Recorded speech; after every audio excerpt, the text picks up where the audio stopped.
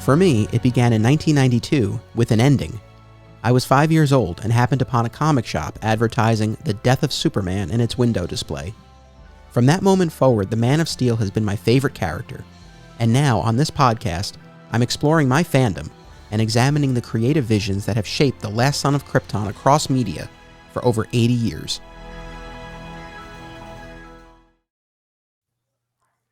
Welcome to Digging for Kryptonite. I am your host, Anthony Desiato. Joining me to discuss the post-crisis tellings of the Superman origin story is my buddy, Jeremy Frutkin. Welcome, sir. Anthony, thanks for having me, man. It's a pleasure to be here on what I'm sure is going to be a journey as epic as the commute from Krypton to Earth itself.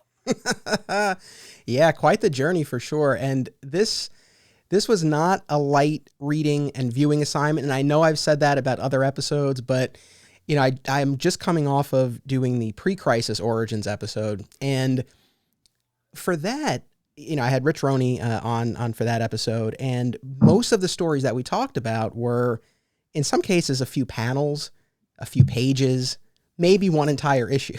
But here... Got off easy. Yeah, this was definitely a different time commitment because here we have, you know, 4-issue miniseries, 6-issue miniseries, 12-issue maxi series, you know, on top of the, you know, the television and movie adaptations as well. So I appreciate you coming along for the ride on this, and I'm so excited to compare notes. Speaking of which, you shared this with me before we started. Would you mind sharing with our audience how many pages of notes are we talking here? Oh boy! So as people who may know me, I try to be very fastidious with everything I do and get ready in preparation. So I'm definitely a note taker. You might remember that from our Marvel Comic Book Shop Book Club episode that we did as well too. And this is by far, out of all the podcasts I've done, the most research and most notes I've ever taken. When I finally got everything transferred from my notepad to Microsoft Word, it came in at 25 pages worth of notes. I truly, honestly, not only do I appreciate you taking the time to read and watch, but to take notes like that. I know you put a lot into it. And I know that from that other episode we did. And, you know, in that episode we talked that we focused on the Jeff Loeb, Tim Sale, the Marvel Color series. And, you know, I knew from that and just from our other exchanges that you're a big fan of them as a team generally, including Superman for All Seasons, which is one of the works that we'll touch on here. So when I was looking for someone for this episode, you know, that certainly came to mind. And the fact that you were game to read all of these other works as well just made it a perfect fit. So let me issue the disclaimer for our audience that I did the last episode as well, that in terms of the selections for this episode, the goal was to be thorough, not necessarily exhaustive. So if you're listening or watching and there's something that we don't cover, it might be that we missed it. It might be that we decided against it for some reason. It might be that I'm going to do something on it down the line in another episode. So that's our little disclaimer. But I think people will come away satisfied from this episode. That's certainly the goal. We have a lot that we're going to dig into. And then the other sort of rule, the guiding principle for myself with both episodes is that the intent was to pick episodes, selections, reading selections and adaptations that were designed to be in continuity, even if they might not be continuity now, at least at the time they were. So that kind of helped focus in a little bit. Now I did fudge that rule a little bit with American Alien because that, you know, that came out during the New 52 era. And there's a lot going on in that doesn't necessarily fit in really any established continuity. So I did fudge that one a little bit, but otherwise it all sort of fits within those parameters. Well, Anthony, thank you again for having me along for this ride and bringing me along. I'm excited. And I think you said it best. I don't think any true fan of Superman is going to be disappointed with this much content that you're putting out. So I wouldn't worry there. Fair enough. And just to sort of break this down for everybody, I've sort of been looking at what we're going to be talking about in sort of, I guess, like 4 main categories. I'm looking at it as the major continuity-driven tellings or retellings. And in that category, I would put John Byrne's Man of Steel. And along with that, he did a trio of 4-issue miniseries, World of Krypton, World of Smallville, World of Metropolis. So that's in that category. Mark Waid and Leinil Yu's Superman Birthright, and then Geoff Johns and Gary Frank's Secret Origin. In category 2, I would put American Alien, which I just referenced, and its predecessor, Superman for All Seasons, which we also just mentioned. Those are more character-driven, atmospheric character studies rather than they are like full-on hardcore origin retellings. So I feel like those kind of go in their own category as well. I'd also put the New 52 Rebirth stuff in its own box. Fair. That's fair. a little tricky to sort out, and we'll get to that. And to be honest, I think the stuff that I had you read, I don't know if I was like on the money with exactly where we should be directing our efforts on that front, but it'll be okay. It always is. It always is. And then in the last category, the adaptations. So Lois and Clark, The New Adventures of Superman, Superman the Animated Series, my beloved Smallville, and also my beloved Zack Snyder's Man of Steel, which I rewatched last night. And, I watched it fairly recently for another episode of this podcast. So it was fresh enough in my mind that I really didn't have to watch it. But I was like, I really just want to watch it again. And it, once again, held up great. Hey, you know what? Not to jump the gun here. I'm not going to break your heart too much tonight. I think, as usual, we kind of have similar alignments. Say what you will, and Zack Snyder has plenty of detractors and commentators and criticism. Man of Steel is among my favorite pieces of Superman media ever. I love that movie. Sometimes I still rewatch the trailer just for fun, because that was a trailer that gave me goosebumps the first time I saw it. It is fantastic. Maybe part of me is sentimental. I saw that movie in theaters with my dad, which was a really cool way to see it as well, too. That is a fantastic movie. And if you haven't seen that movie recently, as if you're not people like Anthony and I, which is completely possible, I would encourage you to go seek it out again, especially now with the Snyder Cut being released and everything else, because it really is a wonderful movie. And I think it actually gets better now in our current time, looking back at it, when it doesn't have kind of that immense scrutiny and pressure of when it first came out to be the new Superman movie, starting a whole franchise and a whole universe. It really is a wonderful movie. You got my support on that one. Jeremy, you don't know how much that warms my heart, and I want to raise a glass. Cheers to you. Cheers, buddy. To you. Cheers. Cheers to you, man. I've talked a lot about Snyder's work, and I won't subject people to too much of that, but just to piggyback off of what you said, I feel this very strongly, that there are kind of two categories of people when it comes to Man of Steel in particular. I think there are the people who wrote it off because it didn't match their expectation. And then there are the people who either in their first viewing or in a subsequent viewing watched it with an open mind and an open heart and went on a great journey. And that's not to say it's perfect. And I'm not saying that if you have a criticism about it, it's not valid. I'm not saying that. But the more and more people I hear from, I really feel like it falls in. I really feel like those are kind of like the two big buckets of viewers of this movie. And I just think it's going to continue to age well. And it's going to be one of those things that when new viewers come to it, and when older viewers who are like, all right, maybe I'll give it another shot, if they give it that chance, it's just, I love it. I love it so much. So I appreciate your words. Oh, of course. I mean, just that quote alone from Jonathan Kent. Also, everybody in that movie is so well cast. It's so well cast, from Jonathan Kent to Russell Crowe as Jor-El. I loved.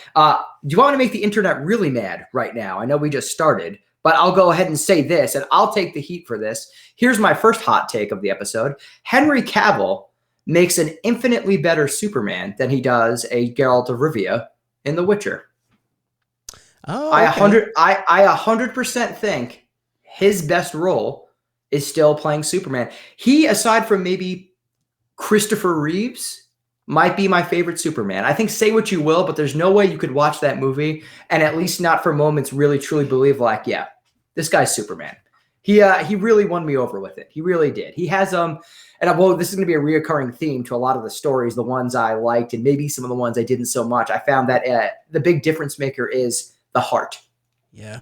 And there's a real emotional truth to the core of Clark Kent and Superman. And I felt like Henry Cavill in that movie had a lot of heart in the characters. You understood everybody's motivations and you understood where they were coming from. And I can't really ask for more than that when I'm consuming a piece of media. I agree 100%. When you were starting to say that, I thought you were going to make a comparison to Christopher Reeve, and I'm like, wow, he's really swinging for the fences here. And you pivoted to The Witcher, which I haven't watched, but I am curious about, and it looks cool. No. The books are better. I mean, Gotcha. the books are better. The best part really might be The Witcher 3, the video game. That really might be the best version of that. Some of those episodes are good. It's in my humble opinion, it's very inconsistent, and I just don't think that Henry Cavill matches what I'm used to seeing in the books and the movies, which isn't a bad thing, but it's like he has so much warmth and personality as Superman. It's a very jarring shift to see him as cold and emotionally cut off, and I feel like it's not playing to a lot of his inherent strengths that I like so much about him as Clark Kent. Gotcha. Fair enough. So again, before we fully dive in, I'm curious, and I know you had shared some of this with me over Facebook when we were messaging about this, but with respect to the comics specifically that we read for this, what had you read before? What was new for you for this episode? Oh boy, man, a lot of it. So well-versed in Superman for all seasons. I had read Superman Birthright many, many years ago. I have seen Smallville. I, of course, seen Man of Steel, as we've just jumped the gun because we were so excited about discussing. And that was more or less it. I had a pretty big gap. Like, I even happened to say, I was like, this is perfect because, boy, you're giving me a great reason to play catch up and really get an education here. So thank you for that opportunity. I mean, that was really cool for me, reading and discovering stuff. Some of it I probably would have gotten to eventually on my own, and not to, again, jump the gun, but I would have most likely not read any of the John Byrne 1980s work, and I am infinitely glad that I did. I'm infinitely glad that I did, because boy, are they memorable.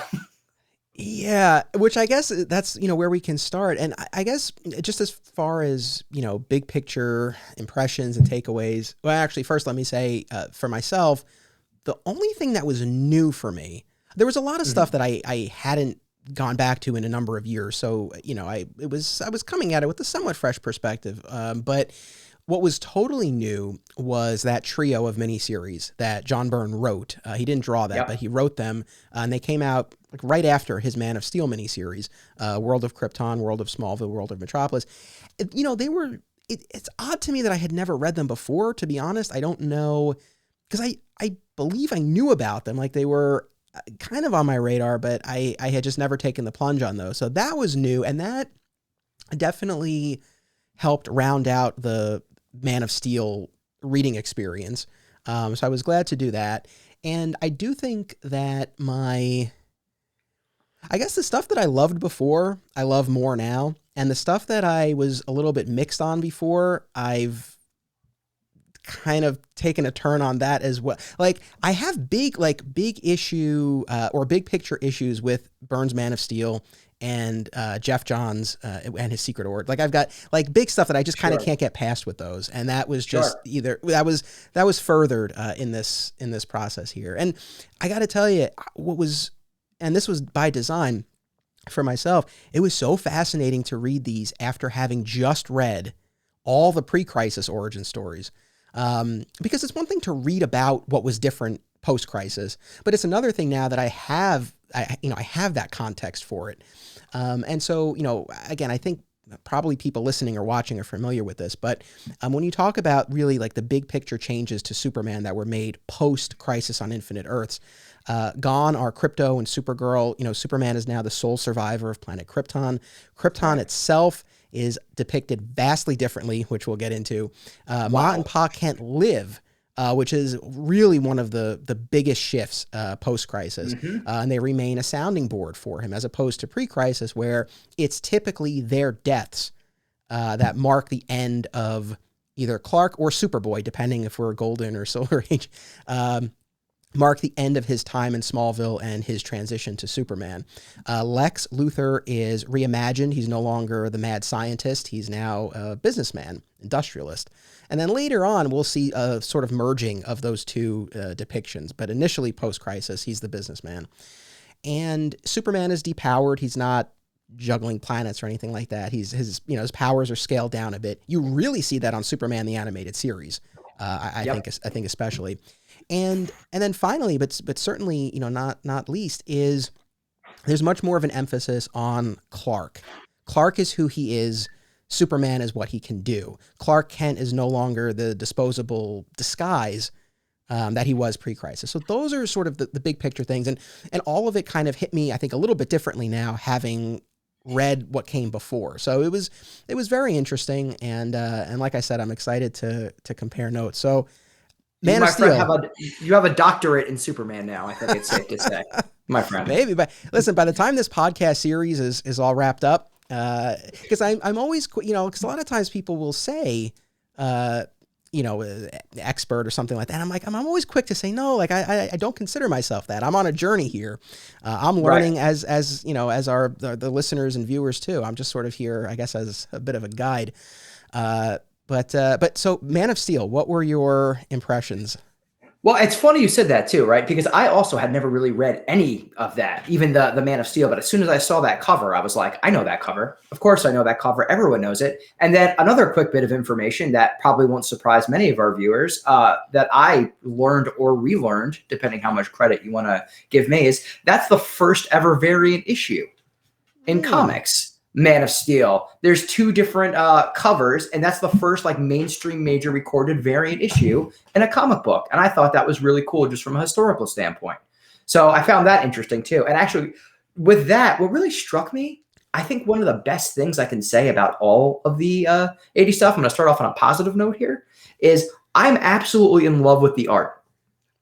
I'm absolutely in love with the art. Maybe it's just because it reminds me of reading comics when I was younger, because I'm a certain age, but I really thought they did a good job with whether it's the splash pages or even Krypton, which we'll get to in the 80s, from John Byrne's Krypton. As absolutely insane as all of that is, when you first start reading it and you first see the pages of them riding what I could only describe, what are those, purple swordfish motorcycles? I mean, right? You look at this and you stop and you're like, what is happening here? And that's not a bad thing.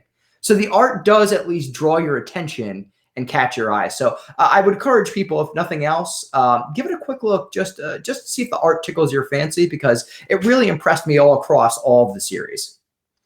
Yeah, I'm with you on that. I think the art holds up very well. And, with a lot of this, as with anything when we talk about comics and pop culture generally, I know a lot of this, kind of hinges on what your introduction was. So just a quick example and a quick plug.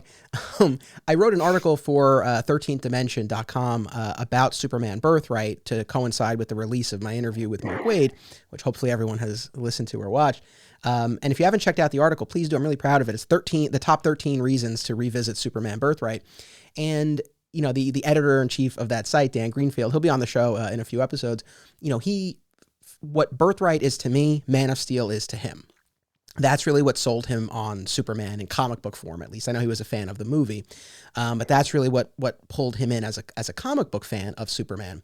Whereas, it came out in 86. I was born a year later, so I came to it later on and I appreciated it, but it didn't grab me the way Birthright did when it came out during my high school years, and it just resonated in a way that none of these other stories has. And part of it, I think, is because as objectively as I can say, it is a very strong story, but there is also that personal connection that I have to it. So I recognize that.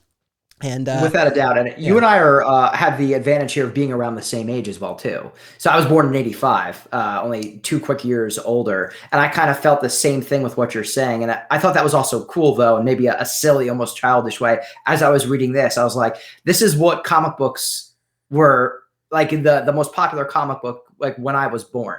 And that to me kind of struck me as something kind of cool. Like, this is what was out on like the comic book racks, or people were talking about when I was first coming into the world. And in a way that kind of made it a little special to me, despite everything else.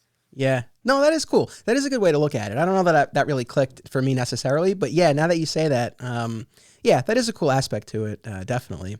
Like you said, we kick off on Krypton with, immediately a marked difference from the Krypton of, the pre-crisis incarnation. This is a cold, sterile, antiseptic world where there are no natural births.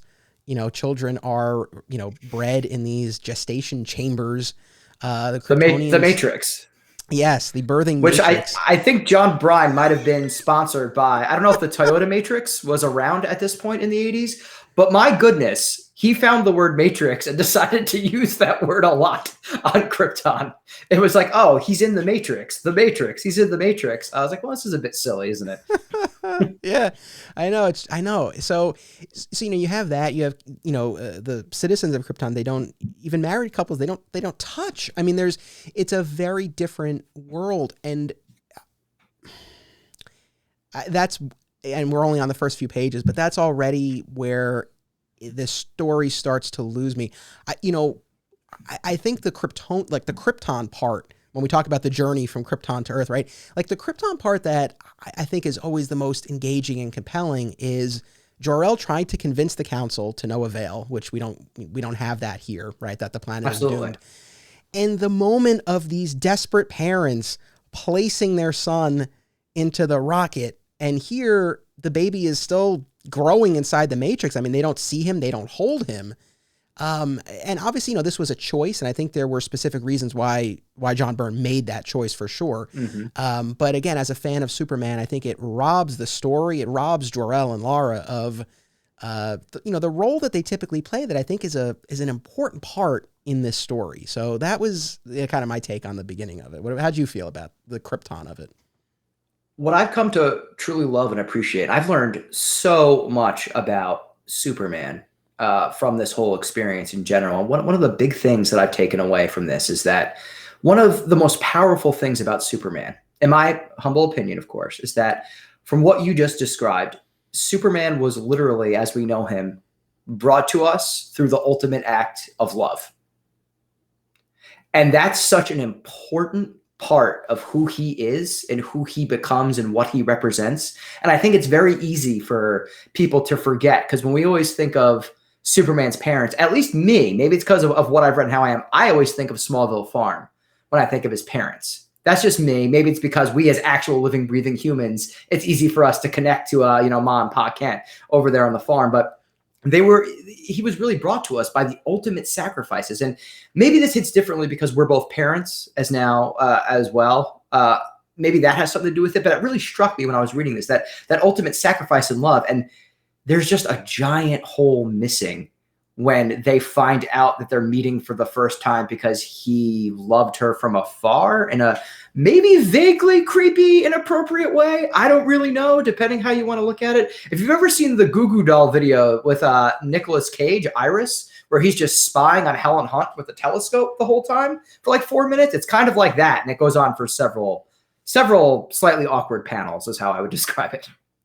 Yeah, and and that World of Krypton miniseries rounds that out a lot, and you get a lot more context to that piece of it. But yeah, I think rob is the right word. I mean, it definitely takes away from them as characters and from the Krypton part of the story. I've said this on past episodes. In the past, the Krypton segment of the journey was always the one that I was least interested in, to be perfectly honest. And that's really changed a lot in recent years. I think in part to being a parent, like you said, and I say this in almost every episode, but it's true. It just changes your perspective. And, reading, when we get to 4 All Seasons, I'm crying on the first page when Pa Kent is like, before he was the world's greatest hero, he was a man's son. I'm like, oh God. Now I can say, listen, Jonathan Kent, Pa Kent is one of my favorite characters in comic books after all of this. And I think what you just said kind of is the reason for that. But yes, I'm right there with you.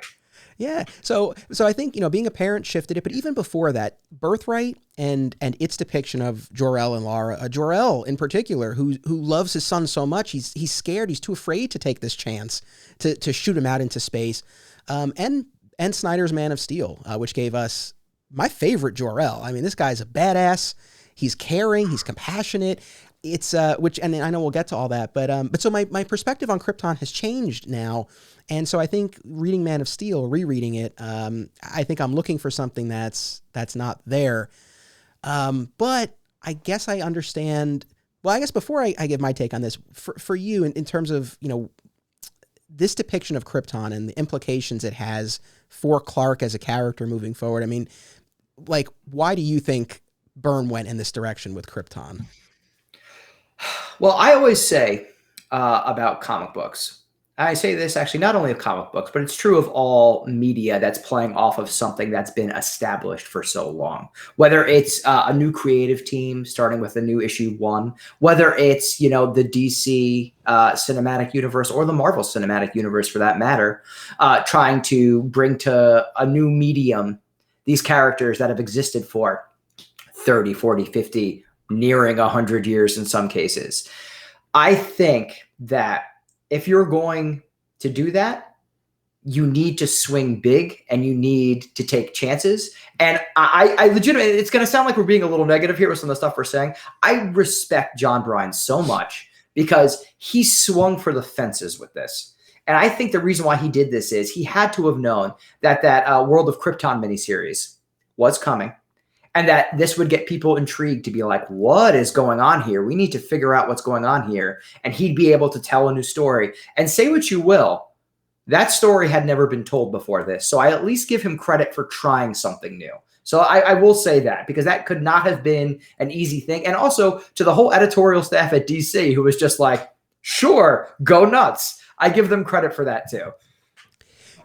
Honestly, your point is very well taken. And it's for that reason that at the end of the day, if I had to pick Man of Steel or Secret Origin, I go Man of Steel, because at least it tried something different. And when you talk about hot takes, and I've shared my opinion on Secret Origin before, and I've always kind of tempered it in, within the bounds of diplomacy. And I'm not here to like dump all over it, but at the same time, I object to so much about Secret Origin, because I look at that story, and to your point, I mean, I think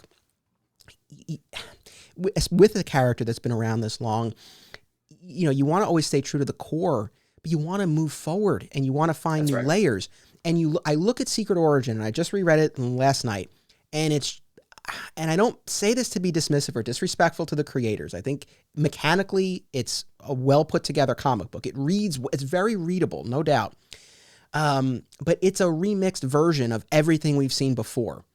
The first issue is Smallville, basically. I mean, we can get into this more when we actually get there, but, it gives us a version of Jor-El and Lara that look like they're right out of, the Richard Donner movie. And I mean, Clark Kent is drawn to look exactly like Christopher Reeve. It didn't feel like it did anything new. It didn't try anything new.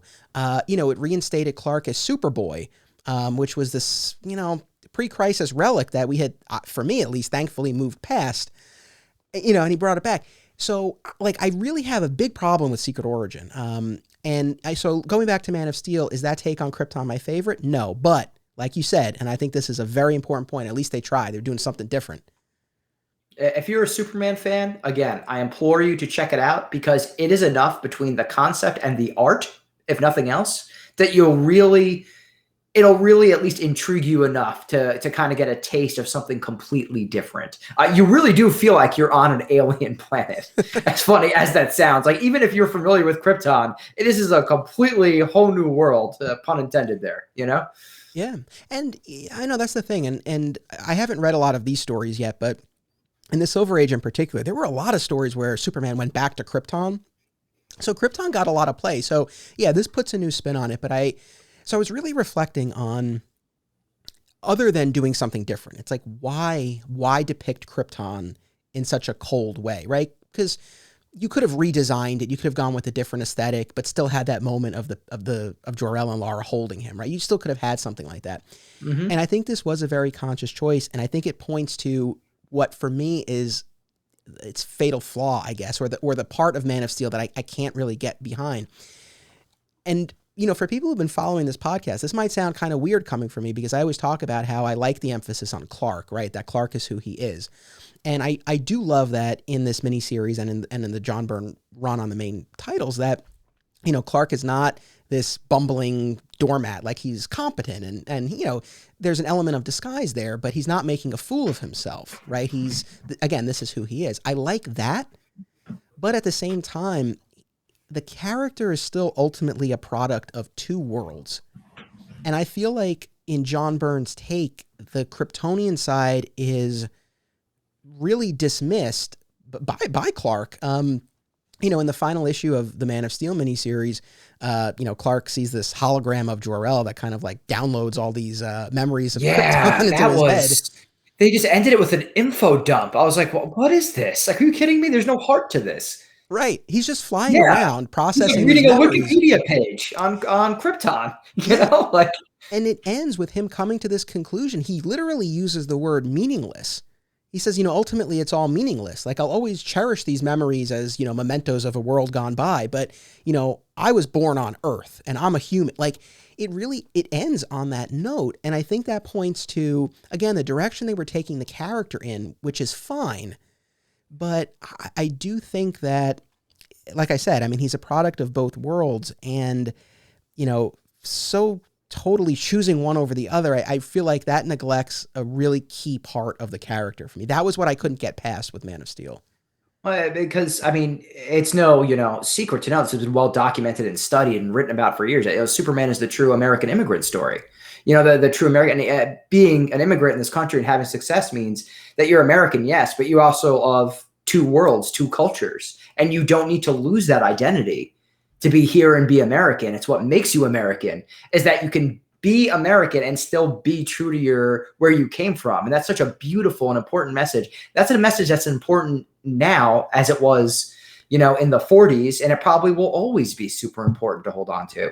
So I'm fully with you there. Now, I will say this after that very poignant soliloquy, and we've talked about this before as the weeks have gone by, but we do owe Man of Steel a thanks, because it did give us maybe the two greatest, you're laughing because you know what I'm going to say already, the two greatest panels in comic book history, dare I say, where Clark's parents are looking at Earth, at Kansas, and Jor-El shows her Kansas, and it's a shirtless farmer looking just not at all. I've been to Kansas once myself.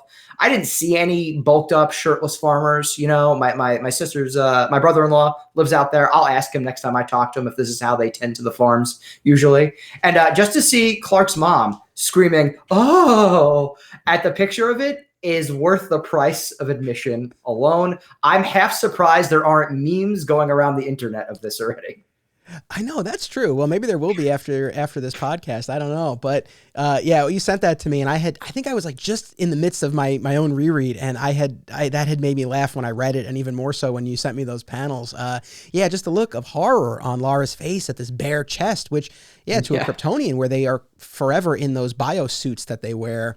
It must have been quite the shock, clearly. But it was depicted like so over the top. It's just like a close up to her going, "Oh," it's tremendous.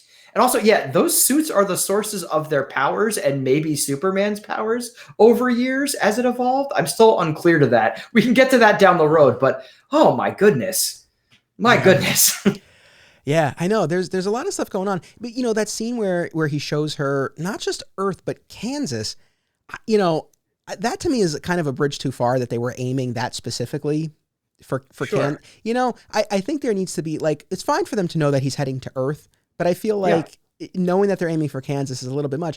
Look, and I love Smallville, as you well know. It's my favorite. Mm-hmm. But, that show established that Jor-El went on this walkabout on Earth, in Smallville, decades earlier, and basically hand-selected the Kent family, for Kal-El. So that, to me, was like way too far. In a weird way, that might be the most unbelievable thing. Yeah, right. That we encounter, right? Because it's one thing. It's like, oh, we finally found Earth just in time. Shoot him there, but no, we covered the whole Earth and we found Smallville, Kansas. This is it. Like that. That to me, it robs it of that certain destiny, chance, fate. Yeah. As well too, of Clark raining from the sky to this, a very unlikely place to produce something beautiful. It does rob it of that. Yeah. You say raining from the sky. It's funny to me in Superman, the animated series, when the rocket so gently just lands above the water, where the Kents are. And so Jor-El's a good shot, man. He's a good shot, apparently. Yeah. Which, like, on the one hand, it doesn't have to be a crash landing. I mean, it's a rocket. I mean, in theory, it could just land, but I like that rocket coming in hot. It's got to come in hot. We need that moment. Yeah. Smallville, and again, jumping forward, but I know as your favorite, I thought Smallville almost not only is like a cornerstone for the series, the effects of Clark coming to Earth, but it was almost like a horror movie vibes in the beginning, which was really cool to see everything raining down. So talk about two different approaches, drastically different. Yeah, very much so. But what I was going to say about, the whole Clark being of two worlds bit. Do you watch This Is Us on NBC by any chance? I do not. I've heard good things. It's very good. For anyone not familiar, the story of this family told across various time periods is the gist of it. But one of the characters is adopted. And over the course of the series, you see how much longing there is within him to know who he comes from. And in the pilot episode, he reconnects with his birth father. And later in the series, he'll find out more about his birth mother.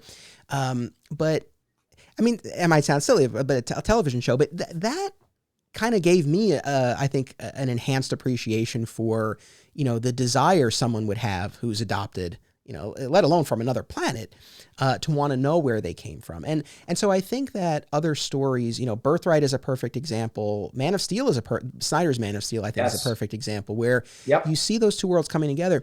And going back to Russell Crowe's Jor-El, that's one of the things that, and I just rewatching it last night, that I love so much, because when you look at Jor-El, we get all these different incarnations of Jor-El, right? In the Donner Superman movie, which of course is pre-Crisis, not on our list for this, but in that movie, he programs Clark for 15 years in the fortress, and there's a lot of instruction about how you're supposed to be Earth's savior.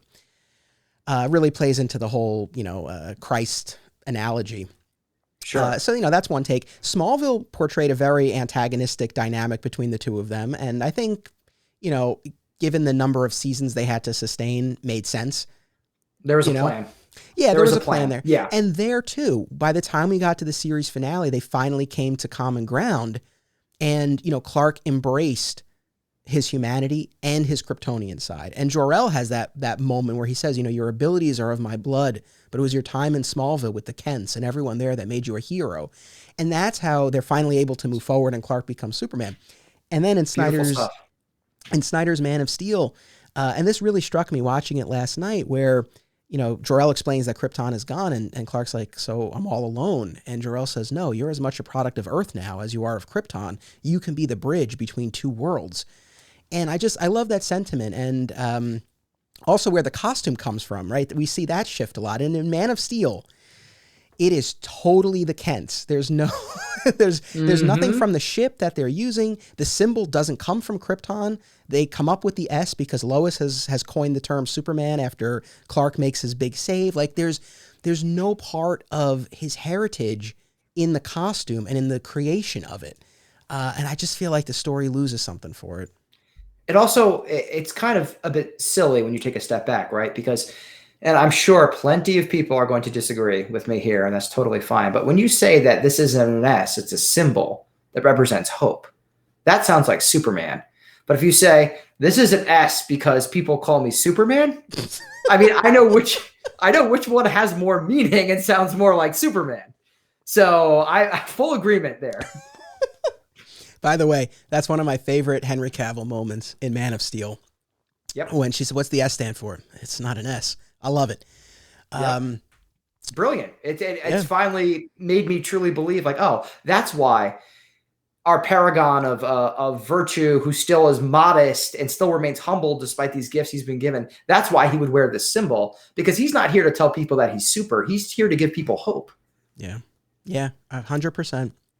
And, obviously Richard Donner's Superman movie had, Jor-El wearing the crest, right? So we see that it's a family emblem. And I think, Waid in Birthright really took it to the next level with the idea of it symbolizing something and also being the flag of Krypton, which, as we talked about in that episode, never really took root in the comics. But you see it in Man of Steel. When Jor-El is giving Clark the history lesson, you see the flag waving with the symbol on it. And then he does explicitly articulate to Clark that, that's what the symbol of the House of L stands for. But anyway, so going back to Byrne's Man of Steel, we go from Krypton to Clark playing football. What's your take on Clark playing football? Nope. Don't like it. Don't like it. I mean, we were off to a rough start pretty much almost from the beginning here. I mean, I'm going to go ahead and spare some of the notes I have about why Krypton exploded in this version too, because there was a plague, but the plague was also somehow causing radiation explosion. And it was just like, my goodness, all that aside, you know, I'll play to your favorite here too with Smallville. Even if you just look at the pilot of Smallville versus the first issue here of why Clark can't play football, or maybe rather why Clark shouldn't play football, to be like, oh no, like, of course he's a football star. He has superpowers. It immediately rubs you the wrong way. Even if he does or will end up learning a lesson from it, it's just with a character established like this already and knowing who, in your mind, this iconic person is supposed to be, it's like, no, Clark wouldn't be playing football. He might hurt somebody by accident. You know, that really kind of did rub me the wrong way. I was like, oh, we're gonna be in for a rocky road here, I think.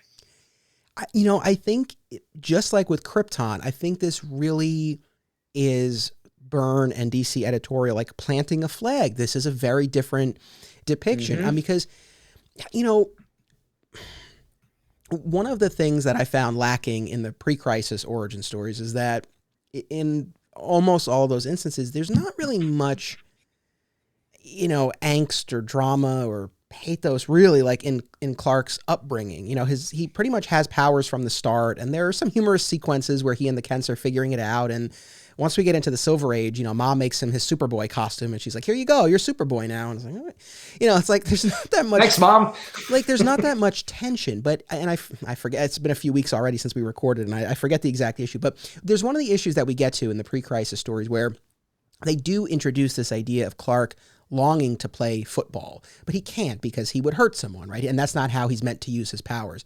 And it was, I think, in that first story where they do that, it's like a panel. But it's a panel. It's something, right? It's like, okay, like you see where this causes some tension. And, you know, Donner's Superman movie did a beautiful job. You know, we spend, 10, 15 minutes with Clark during that Smallville period, but it immediately hits on what he's going through at that time. Like, he doesn't want to be the equipment manager. You know, he wants to be winning all the games. So, you know, right off the bat here, we get a Clark who's playing football, and not even playing football without his powers modestly. He's winning the game single-handedly. Yeah, and he's kind of a jerk jock a little bit when we first meet him. Yeah, I think that Smallville ultimately struck a nice balance because, you know, the Kents didn't let him play for the first 3 seasons. And then they finally relented in season 4, and he promised not to use his powers and all that stuff. And so you had some period where he got to enjoy himself a little bit. But there needs to be a discussion about that. I mean, it's you know, again, if you're going to suspend your disbelief, it's one thing. But yeah, like you need to at least address the issue of, you know, arguably the strongest person, alien, however you want to phrase it, on Earth, playing football in high school could be a very big problem if one little accident happens. Yeah. And then this leads to something. I wanted to ask you about this because I don't know if I'm being nitpicky here, and I might be. But after the game, Pa takes Clark home, and we have this moment where he shows him the rocket. And let me just say that in the pre-crisis origin stories, you never had this because the rocket always like blew up. It landed or crash landed, and then the fuel combusted and it would blow. So you didn't have the evidence of the rocket, which I think is a missed opportunity because in almost all of these post-crisis stories, you have this great scene, whether it's on the page or on the screen, of Pa Kent either pulling off the tarp or opening the doors and Clark seeing the rocket. I love it. It's one of my favorite parts of the origin story. It's that little what remains. Yeah. That makes it real to Clark and makes it even more real to us, even though we've just seen it. It's that little piece of the bridge that's left that he can maybe hopefully start to rebuild one day. I agree. I think it's so important to have that there. I mistakenly did not assign this as reading, but in Grant Morrison's introductory New 52 arc, Superman and the Men of Steel, I think it's called. I think it's issue number 5, retells part of the origin, and it's from the perspective of the rocket. It's pretty cool. I love Grant Morrison. It's cool. We're going to do there's going to be a whole, I mean, that's probably next year on the podcast, but I'm going to do it'll be a whole thing on Morrison because there's enough going on in his work. Oh, yes. But so in Byrne's Man of Steel, Pa shows Clark the rocket. And what I thought was interesting too is that up until this point, Clark thought he was the natural born son of Jonathan and Martha. He's 18. He's 18 when he finds out his origin. No Superboy, no nothing. And that's fine. That's neither here nor there. But he's 18 years old before he finds anything out. I was like, wow, that is really, that to my record, you would know better than I, but that quite possibly could be the oldest that he first finds out, right? Yeah, probably. Yeah, I mean, Someone could double check me on that, but yeah. Yeah, pretty startling stuff. Also, this line unintentionally, I guess in a dark way, made me laugh too when Ma Kent goes, "Those monsters, they put a baby in a rocket ship." Yeah, because like they have no idea. I was like, well, if you don't know the story, then I guess yeah, it does kind of look like why would they put a baby in a rocket ship? So that kind of struck me as funny in a dark way too. It is kind of funny. Like, why wouldn't that thought cross their mind? Like that this was an act of salvation, a desperate act of salvation. But and the theory, the Kent's working theory, and what remains Clark's theory until the end of this miniseries is that he might be Russian. Yep. But the thing that I might be that's a story for another day, right? Yeah. But here's the thing that I might be nitpicking on, but I don't think I am. This did not track for me. So he knows he has powers, right? Then he finds out that, okay, he's adopted and he comes from somewhere else. He doesn't really even seem to entertain the notion of another planet. It's like probably Russia. Like Russia seems to be the likeliest scenario here. And Pa says, of an era. The 1980s. Oh, yeah. Something's not quite right. He's probably from Russia. From Russia, although still relevant today, sadly. But yes, like that's the second time we've said that. Still relevant today. So there we go. Yeah. And Pa has this whole speech where he's like, you have responsibilities. And then Clark's just like, okay, like one man can make a difference, and I'm that man. And I guess the thing that just doesn't track for me is why is finding out that he's not their son, like, why is that?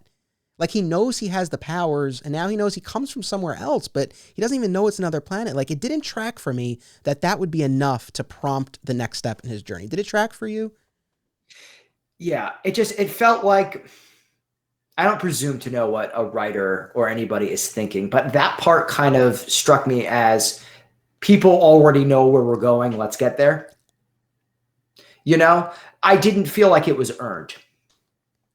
Mm-hmm. There wasn't that. It's supposed to be like one of the most pivotal moments in his entire story. Who am I? Where do I come from? I think it's the line from Smallville that I like. You're not from around here. It's supposed to be so pivotal, but I felt like we really kind of just raced through it in this one, to kind of get where the destination was headed. Yeah. Yeah. Again, it didn't track for me. But it is what it is. The one other thing in that first issue that, and we won't, for our audience here, we won't go like issue by issue with all of these. We'll be here forever, but I hope you have 18 hours to spare, listeners. But, and this is such a small thing, but it made me laugh, and maybe it'll make you laugh too. Maybe it's in your notes. I don't know. But, Clark makes his big save in Metropolis, right? And he has that quick interaction with Lois. And then he goes home. The scene with Pa where he's like, they all wanted a piece of me. And that's when they decide to come up with the costume. Mm-hmm. When Clark is describing Lois to Pa Kent, he starts off by saying, she's not beautiful like a movie star, but there's something about her. Now, it's like, why did that jump out at you? Why did you have to insult her first and give her this backwards compliment? Like, that was uncalled for. Clark Kent, who's supposed to be inspiring hope and a good person. Yeah, she's not pretty like a movie star, but yeah, you know what? I only date movie stars personally, so I'm surprised I'm attracted to her, Dad. It kind of a little snide a little bit. Yeah, it really took me out of it. I had the same thought. I'm like, why is that the standard? I don't know, like, did Pa have a talk with him before he left? He's like, listen, son, 8s or higher. And he gives him a conversion chart. He's like, listen, what we consider a 10 in Smallville, be about a 6 or 7 in Metropolis. So you better factor that in. It's like, it scales. It's part of his notes at the planet. You can see him in some of the scenes flipping through and holding the scales up like this, Yeah, it's just, I don't know. It's like, again, like, why is that how you would start? It makes no sense. But while we're on the subject of his taste in women, now that we have this comprehensive view of these post-crisis stories, guy likes his redheads. Yeah. Guy likes his redheads. Of course, we have Lana. But then there's, in the World of Metropolis miniseries, where we spend time with Perry, Lois, Clark, and Jimmy in their early years in Metropolis, Clark's working at a restaurant, and there's this slightly older woman who like really takes a shine to him and plants one on him. But then it seems to be more of like a brother-sister relationship. But there were a few, like Clark later says, he's like, we shared a lot together, but I never told her my secret. It's like the stuff definitely went on there, no doubt, in my mind. Pa Kent set up on the farm, and it was like something terrible has happened. I told you, son, 8s or higher. What are you doing? Yeah. And then in the American Alien miniseries, he has this encounter with Barbara Minerva, the cheetah, on a boat. That was too much. That was too much for me. That whole thing was too much for me, quite frankly. And we'll talk about that more at length too. But yeah, that was too much. And you know what? We haven't even gotten to this. That's one of my major problems with Lois and Clark as well too. The whole pilot episode is just like people trying to have sex with Clark Kent, and Clark Kent like trying to go on a date with Lois. It's like, why is there so much sexuality in the pilot episode of a Superman show? So very strange stuff. I know. I mean, they really went down that road on that. I mean, that was, again, I think baked into the DNA of that show, but I think it points to, again, this version of the character established in the Byrne's Man of Steel and the Run to Follow, where, again, Clark is not a dud, which, again, for the most part, I like. I think, again, not to keep going back to Birthright, but I think that struck a better balance where he was, again, very mild-mannered and kind of faded into the background and was kind of forgettable. Like, he shouldn't be I guess it's funny because I don't, as much as I love the Christopher Reeve performance, the bumbling Clark act is too much for me. It's too over the top. Yep. It attracts too much negative attention. But I feel like, in Lois and Clark and Byrne's take, it's like his Clark is so competent, so good looking that he's attracting all this positive attention. It's like, I think the idea really should be to kind of just not be noticed. And that's ultimately one of the other big things that I, to be honest with you, never really thought about or considered too much. That's such a key part. One of his most important skills that Clark Kent has is being a talented actor. Yeah. And a lot of these stories, not all of them certainly, but a lot of them really hit on these facts about how, he had to really turn himself and put on a performance constantly to not seek attention. So I think you're completely right. It's totally counterintuitive to have all these people flocking to him and getting all this attention. His secret identity is supposed to be his secret identity. If he's attracting attention still, clearly he's not as good an actor as he thought he was or should be. Yeah. I will say, though, and I know I've kind of been bagging on the Man of Steel, but I did like, the bit where Lois is at Clark's apartment and she finds his weights that he has there for show. Yes. And she picks them up and she's like, these are like barely heavier than what I use.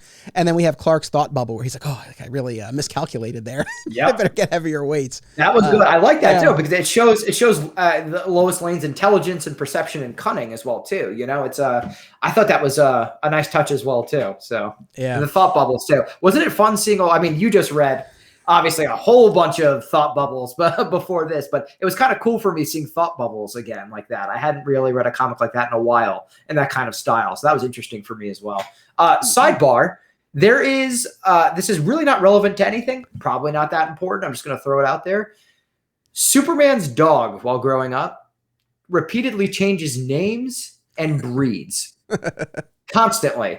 And I'm not sure why. And that's a question I'll never get an answer to. If it's just like the whims, does every writer put their childhood pet in there as like a nod? I just thought that was something that I noticed as, I have 3 dogs myself. I'm a big dog person. I thought that was kind of interesting that they range from like all sorts of dogs. I believe in Man of Steel, it's Rusty is the name of his dog in this one. So I thought that was kind of an interesting tidbit that I didn't know where else to throw in. So there it is. Fair enough. Yeah, I know. I haven't given that much thought. I mean, I guess Shelby is like probably the most consistent, but there's definitely enough variety. You can't quite pin that down. But yeah, I mean, I think you might be on the money there, right? Like each writer kind of takes the opportunity to throw in their own dog's name or whatever. It's just something interesting I picked up. I would have never have known had I not read all of these in sequence, like right after each other. So fun little trivia fact I picked up on here. I want to mention this, and hopefully this won't be too long of a walk and it'll be worth it. Bear with me. But, we go back to, not to harp on this, but the depiction of Krypton. I think that the result that it has, depicting Krypton in such a cold way, makes it easier or more believable for Clark to not necessarily embrace his Kryptonian side, but instead to gravitate more to his humanity. And so I think story-wise, other than, again, being this, pivot from the past, doing something different, I think that was ultimately the reason why. Interestingly, and going back to the idea of this podcast as a journey and I'm learning as I go, early on in the series, I did 2 episodes on Jeff Loeb's run, the Jeff Loeb era of the Superman titles in the early 2000s. And there was a storyline that we talked about then called Return to Krypton. And I did not assign this, but one of the things that I also reread for tonight was Return to Krypton and its sequel, Return to Krypton 2, which happened right after Loeb left the book. So he didn't write that part, but he was still sort of using ideas. And I won't go through the entire thing again, but the thrust of the story was that Clark receives a message from Jor-El, but it's not the Jor-El of the John Byrne Krypton. It's the Silver Age Jor-El.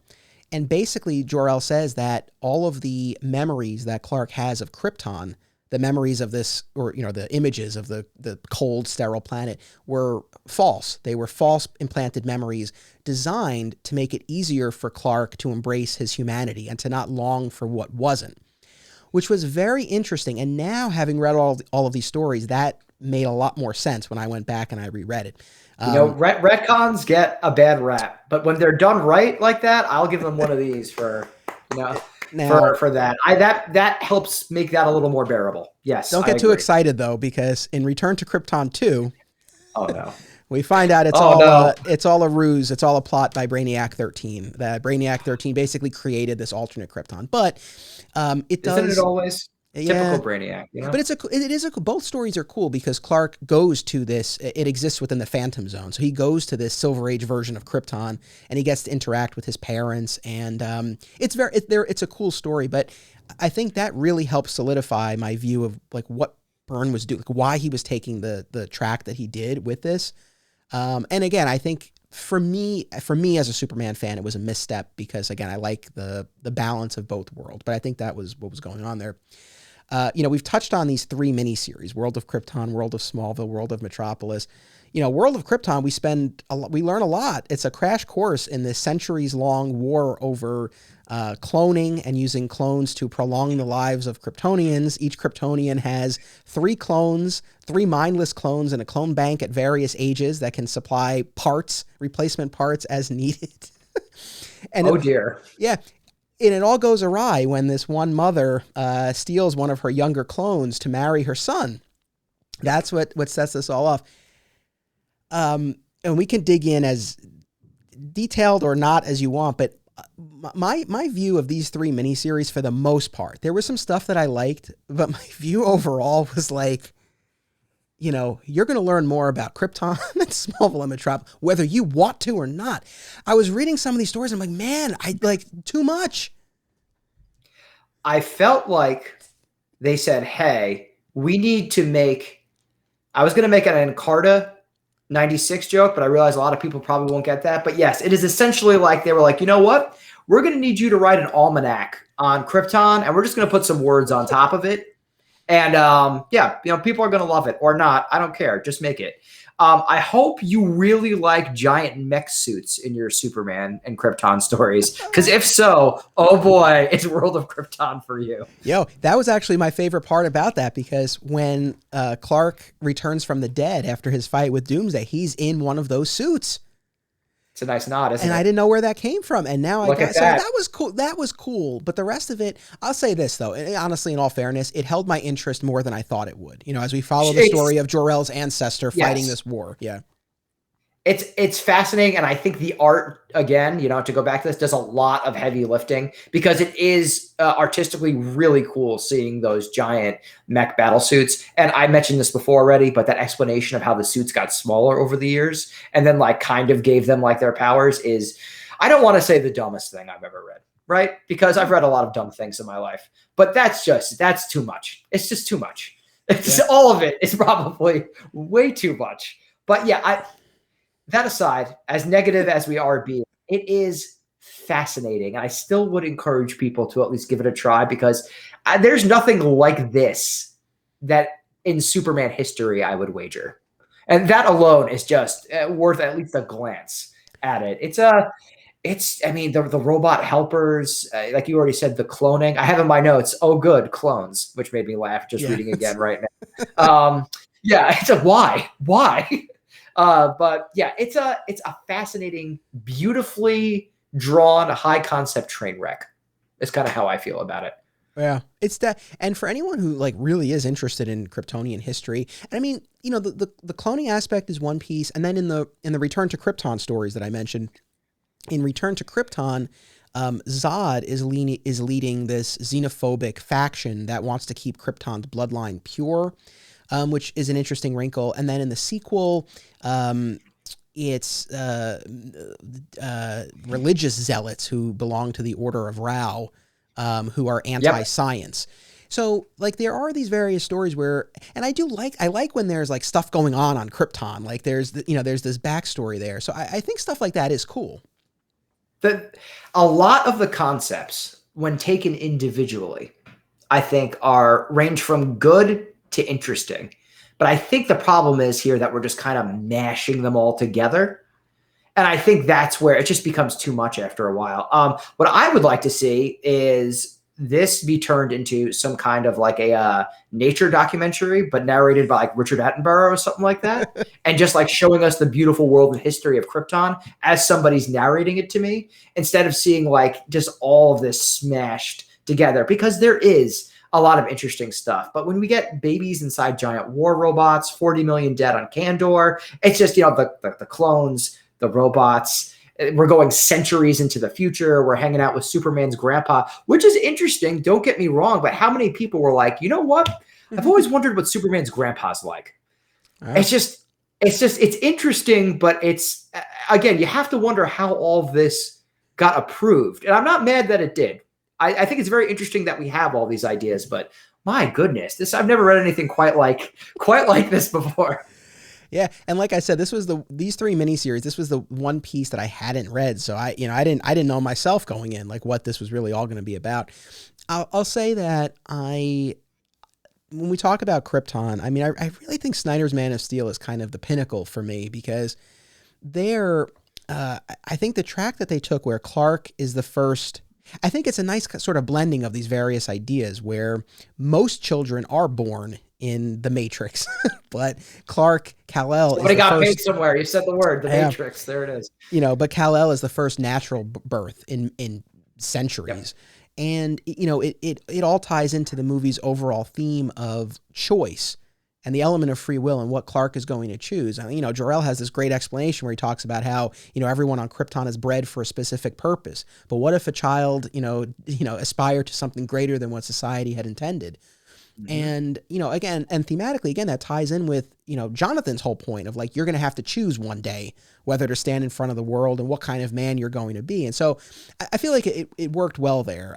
This whole world of Krypton business is interesting, but a little bit much. I felt similarly about the world of Smallville stuff, and it kind of broke my heart. I love Smallville, but we get basically in the 4-issue miniseries, we basically get two-part stories. The first half, we find out about Martha Kent's secret first marriage, which is, to me, one of the most unintentionally funny comic book covers of all time. You guys can hit pause on this recording and go Google the first issue of that right now and look at the cover of the Secret World of Smallville, because apparently Superman's greatest weakness isn't kryptonite. It's the fact that his mother had a relationship before he met his father, because Superman cannot handle this information, and it sends this into a whole backstory. Why does this story exist? I don't know. It's like I would have been happy to just see Clark playing football. As much as I don't love that aspect, but I would have taken that. There's some weird stuff in there because they make repeated mentions of the fact that her husband, like, because he was ill and then he ultimately passes from cancer. That's but right.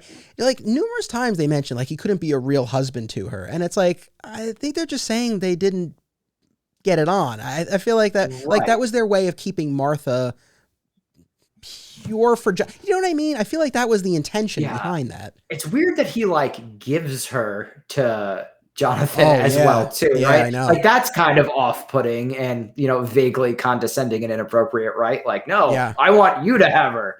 It's like, maybe we should make her own decisions. Maybe we should do that. Yeah, and I'm jumping ahead here, but in the World of Metropolis miniseries, the first issue, we find out that Perry White was so Perry White was on assignment for like 2 years in South America, and in that time, Lex Luthor swooped in and had this relationship with Alice. Perry's at that time they were not married though, correct? Right? They were not married because I think they get married as it goes along in this story. Correct. Right. And then similarly with Jonathan and Martha, Martha marries this other man because Jonathan's off at war. I feel like Byrne's point is like, guys, don't be gone too long because it's just like two instances where why am I getting these vague cuckold stories in my Superman? I don't understand why everybody is sleeping with everybody's girlfriends and wives while they're away, like in danger. I just don't understand. Why am I reading this? Why did you let them print this? This is just ridiculous. I guess my fundamental question that I like to ask is, who is this for? who are these stories for? That's the part I can't wrap my head around. Yeah, I don't know. People with the cuckold fetish? I don't know. I mean, it's like... And listen, hey, you do you. Hey. However, though, maybe keep it out of my Superman comics if I have a say in it. I will say this, though. Boy, do I sure love Perry White. Yeah. That was cool. It was nice. That's the thing. That was cool. I like that he got a spotlight. You don't often get a ton of like Perry White. Yes. Jimmy will get and of course he had his own series, back in the day, and his own miniseries more recently. But Perry rarely, so I thought that was cool. But in that, and also weirdly enough, he was like the only part of Lois and Clark that I liked as well. The actor Lane, I have his name written down. I thought he was phenomenal. Lane Smith, that's exactly right. Yes, sir. I thought he was good too. And I agree. I think it's cool seeing Perry White highlighted. I don't know how you do that too often, but I would still love like once in a while to have like a Superman annual, maybe not even a full miniseries where we just get, or a backup strip. Maybe we just get to see like little short stories of Perry White, because that's another thing I took away from this whole assignment is I have such a newfound appreciation for that character. Yeah. There's a lot of, I feel like there's untapped potential with Perry. It's funny too, because, and I've said this in other episodes, having recently watched most of the George Reeves, the 1950s Adventures of Superman show and rewatching all this other stuff, in most depictions, honestly, Perry's kind of a dick for the most part. Like gruff, yes, but I mean, to the point of dickishness in a number of instances. But the Lane Smith portrayal on Lois and Clark was by far the warmest. Still gruff, but warm. And that stern, warm, and fair. Yeah. He's also fair. And that was one of my favorites. But in that George Reeves series, it's this like throwaway line in one episode that's primarily a clip show. It's pretty bonkers, but they make reference to Perry being the mayor. He had been the mayor of Metropolis.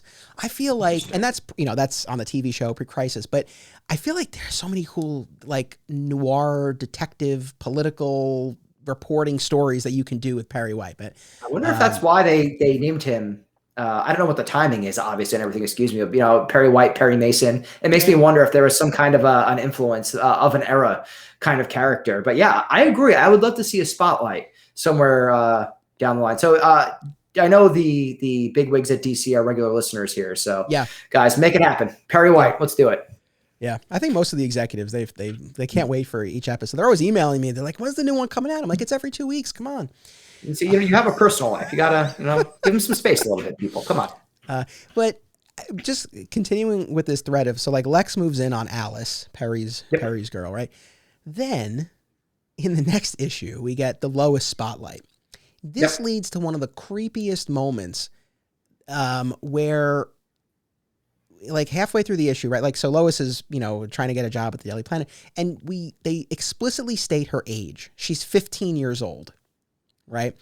And then she sneaks into LexCorp and she tries to steal documents and use that to get some dirt on Lex to get a job. And Lex gets her, and there's like, he's this creepy moment where he's like, "Oh, you're like a young, pretty girl." And then at the end, this was like really sick where don't like that, where he says like, "Well, I'll have to content myself with the video of them like strip searching you." Right. Yeah. It's so too much. It's so gross. It's too much. It's too much. It's too much. Lex Luthor needs to be a bad guy, but he also still needs to be a human being that I'm still interested in and reading about. When something like that happens, I just immediately, the sirens in my head go off and I say, no, close the book, burn it, throw it into the fireplace. I'm acting like I don't read digital comics. I do. I would throw my whole tablet or phone in the fireplace. But that's a much more expensive proposition. But you know what I mean? It's just, no, it just immediately shuts down. It takes me out of it, to be honest with you, because now I feel gross for reading it. Yeah. So I 100%. Ugh. And then, you know, the second half of that Smallville miniseries, this too, I was like, no, like you're undermining the purity of Smallville. Smallville represents something very specific in this journey. And in this miniseries, we find out that the Manhunters like infiltrated Smallville and replaced the town pediatrician and like implanted chips in all the children of Smallville. If you want to, you know, really do some damage and take over the world, you know, that's, you know, Smallville pediatricians. That's, you know, everybody knows it. America's weak points. It's Smallville's pediatricians. Yeah.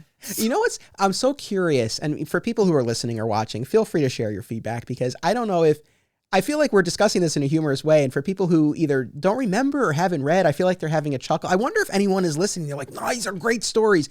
And it's like, look, if you love these stories, that's great. Like I would never want to take away from anyone's enjoyment, but I don't know, reading them like today and reading them in the context of all these other stories, like they're just kind of wonky. I don't know. I mean, it's kind of hard to get behind. Well, I would love to hear from you if you love some of that stuff. And I don't mean that sarcastically, because I am legitimately interested. Maybe it's an of an era thing. Maybe it was your first exposure and you have like a sentimental attachment to it, like we talked about. I'd be fascinated. And like I said, there is plenty that I actually really did like overall about this whole run, whether it's you know, some of the side characters, the art, but just, my goodness, some of this stuff is just in any era.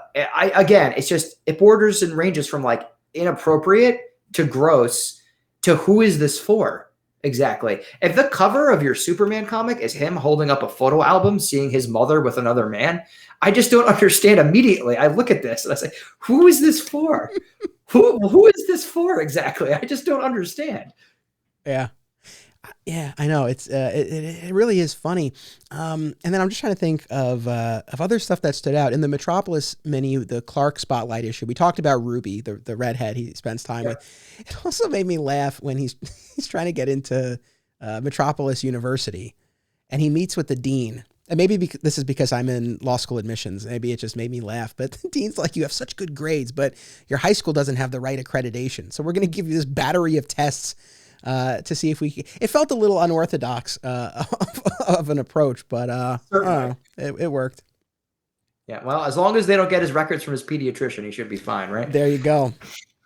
Before we take a commercial break and then jump into the later tellings, what else from the Byrne stuff, either the main mini or these side 3 minis that are in your notes that you wanted to talk about? I thought it was really cool, despite all of the oddness on Krypton, for lack of a better word. I thought it was really cool, little kind of, it's almost like a throwaway line, but that Clark's mom, I should say Kal-El's mom, was a librarian. And they even say how highly regarded a professional librarian is on Krypton. I thought that was really nice. So points to them for that. I actually thought that was it's a little line, but I was like, this is a culture. And I also too, that Jor-El was an academic, I thought was an important thing that they did get right. If in lieu of everything else that I think they missed the mark on, that he's an academic. And that's such an important part of his culture too, because it's so easy to overlook Clark's mind.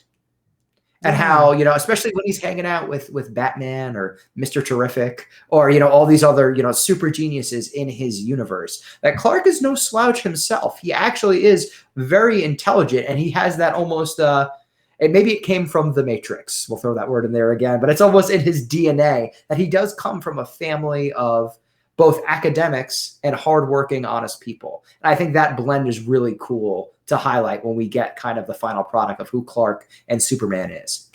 Yeah. No, that's a great point. I dig that a lot too. When they did that Return to Krypton story, and we sort of had this return to the Silver Age version. Lara was a cosmonaut, and which was cool. Like that gave her something to do in a different way. But I agree with you. I think that was a nice touch. And you're right. That is a side of the character that is often taken for granted. So yeah, I think it was cool that they highlighted that. Anything else? It doesn't have to be. I just want to make sure that I want to give you that opportunity. No, for sure. And I know we've already sung this song for a little bit now, but I'll say this: I do love the line towards the end where Superman's crying and he says Jor-El gave him the gift not of superpowers but of humanity. Yeah, that is a dynamite line and deserves a lot of credit because that is a banner line. That one is a home run. That is like such a succinct representation of, to me, what it gets right. So I thought that line was a beautiful touch as well too. It's funny because I left my notes on the table over there, and when we take our commercial break, I'm going to get them. But that was one thing I had forgotten, but that was something that I had written down as well. I like that, and I think that does go at least a little bit of the way towards addressing that issue that I have with it. Because I think in that moment, there is an appreciation for what Jor-El and Lara gave him. And so I did enjoy that as well. That was really cool. All right, let's take a 30-second commercial break, and then when we come back, we'll talk whatever we have to say more about Lois and Clark and the animated series, and then we'll get into the other major comic book pieces of this. So we will be right back. The Hive Comics and Games is an oasis of nerd fun and events in the heart of Odessa, Texas. Whether it's comic book superhero stories or role-playing in a dungeon, the Hive is where to be. Come tap your mana and face off against the top Magic the Gathering players in West Texas. Hive carries a majority of new comic titles each Wednesday and has all of your favorite titles in their back issue section. Follow them on Facebook at The Hive Comics and on Instagram at The Hive Comic Shop. And we're back. Thank you all, whether you're watching or listening. We appreciate you coming along on this ride for us. A couple of quick plugs. I mentioned that article I wrote for 13th Dimension. Please, if you haven't given that a read, I hope you will. I had a lot of fun doing that. And certainly if you haven't checked out the episode with Mark Waid or the episode on the pre-crisis origins, I encourage you to do so. I also want to give a shout out to my buddy V. Ken Marion. He's been on the show a bunch of times. He's going to be on the show next episode. In honor of it's crazy, the 10-year anniversary of the Smallville series finale, Ken and I are going to count down our top 10 favorite moments from the show. Not episodes, but moments. This is going to be a lot of fun. I haven't made my list yet, but it's going to be a lot of fun. And while we're speaking about Ken, he's a comic book artist, and he's currently part of this DC Round Robins contest where various creators are pitching upcoming projects, and fans are voting on which ones are actually going to be published. So he and an artist named Sina Grace, they've pitched this Green Lantern project. It's called Green Lantern's Underworld on Fire, and it made it into the final four, and the next round of voting is early May. And you can vote on social media, on various platforms. So I hope you'll give it a shot. From what I've seen and heard of the pitch, I think it's really cool, and I think it's something that people would want to see. So hopefully it wins. Obviously Ken's been our most frequent guest, and always a lot of fun to talk to. So I hope that people will check that out. And Jeremy and I are going to do an episode of Digging Deeper, the Patreon exclusive companion podcast, where we're going to dig deeper into Superman for all seasons. We're going to touch on it in this episode, but then we're going to do a Digging Deeper episode all about it. There's a ton of extra content on the Patreon page. It's patreon.com/Anthony Desiato. Your support really helps me be able to do these shows. So thank you to everyone who has already signed up. If you haven't, all the extra podcasts are at the $1 level, so it's a relatively low commitment. You get a bunch of extra content, and again, it helps keep the Flat Squirrel Podcast Network afloat. And finally, my last plug on the note of Flat Squirrel Podcast Network, that's the name of our Facebook group. Feel free to join. I post a lot there. I probably post there most frequently. And then Digging for Kryptonite is also on Twitter and Instagram, so feel free to follow, connect, and of course, make sure you're subscribed, whether you're watching and you're subscribed to my YouTube channel, or you are listening and you're subscribed on Apple Podcasts or whatever your platform of choice is. That is the best way to make sure you never miss an episode. Social media is great, but it has its limits. So that's the best way. So thank you for that. Go vote, and we would also love to hear from you, especially feedback from the episode, whether you think we got this right or got this wrong. I always love meeting people through doing these podcasts who might have a different viewpoint or something maybe we missed. So please, on social media, like you already said, Facebook, Twitter, feel free. We'd love to talk and maybe meet some new faces. Yeah, and I want to say thank you to everyone who has, especially on YouTube. Now that I've been doing these video podcasts, That's an area where I get a good amount of comments, and on social media as well, about the audio versions and stuff like that. And from people I know who text me or message me, which I always appreciate. But it is always great hearing from people. And, you know, our objective, you know, myself and every guest I've had on here, you know, we always try to approach this in a respectful way, even if when we're, you know, we might be sharing a negative opinion or something, or sometimes if I disagree with the guest, or sometimes I just argue against myself, I think. But, you know, we always approach it from that point of, you know, just trying to be respectful and kind of explore this character together. And I just want to thank everyone who's shared their feedback, because it's always, so far, it might change, but, you know, so far it's been in that same vein. It's been very respectful, and I appreciate that. And like I always say, I never try to take away from anyone's enjoyment. So, you know, like we said before, if there's something about these stories that we might be criticizing that you love, it's like, that's fine. To be honest, it's like, I wish I shared that. It's like, I never want to read something and not like it. So it's more, I think we envy you. We're also both pretty, I think, overall positive people. So I think we are also able to be somewhat both positive and objective. Even in things that we dislike, I think there's good to be found almost everywhere. But yeah, I agree with you completely. I always love hearing people with different viewpoints, because like you said, we're on a journey here, right? And we're all constantly learning. And I love learning from other people, especially about something that we all love so much.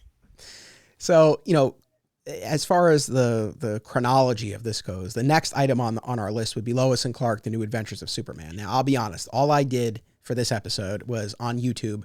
I found the scene of Clark trying on the different costumes that Martha made him, set to you know, holding on for a hero, which was a fun scene. But I did not. Here's the thing: I've owned that entire series on DVD, and I sold the DVDs. And then for a long time, the show was on the DC app, and I didn't watch it.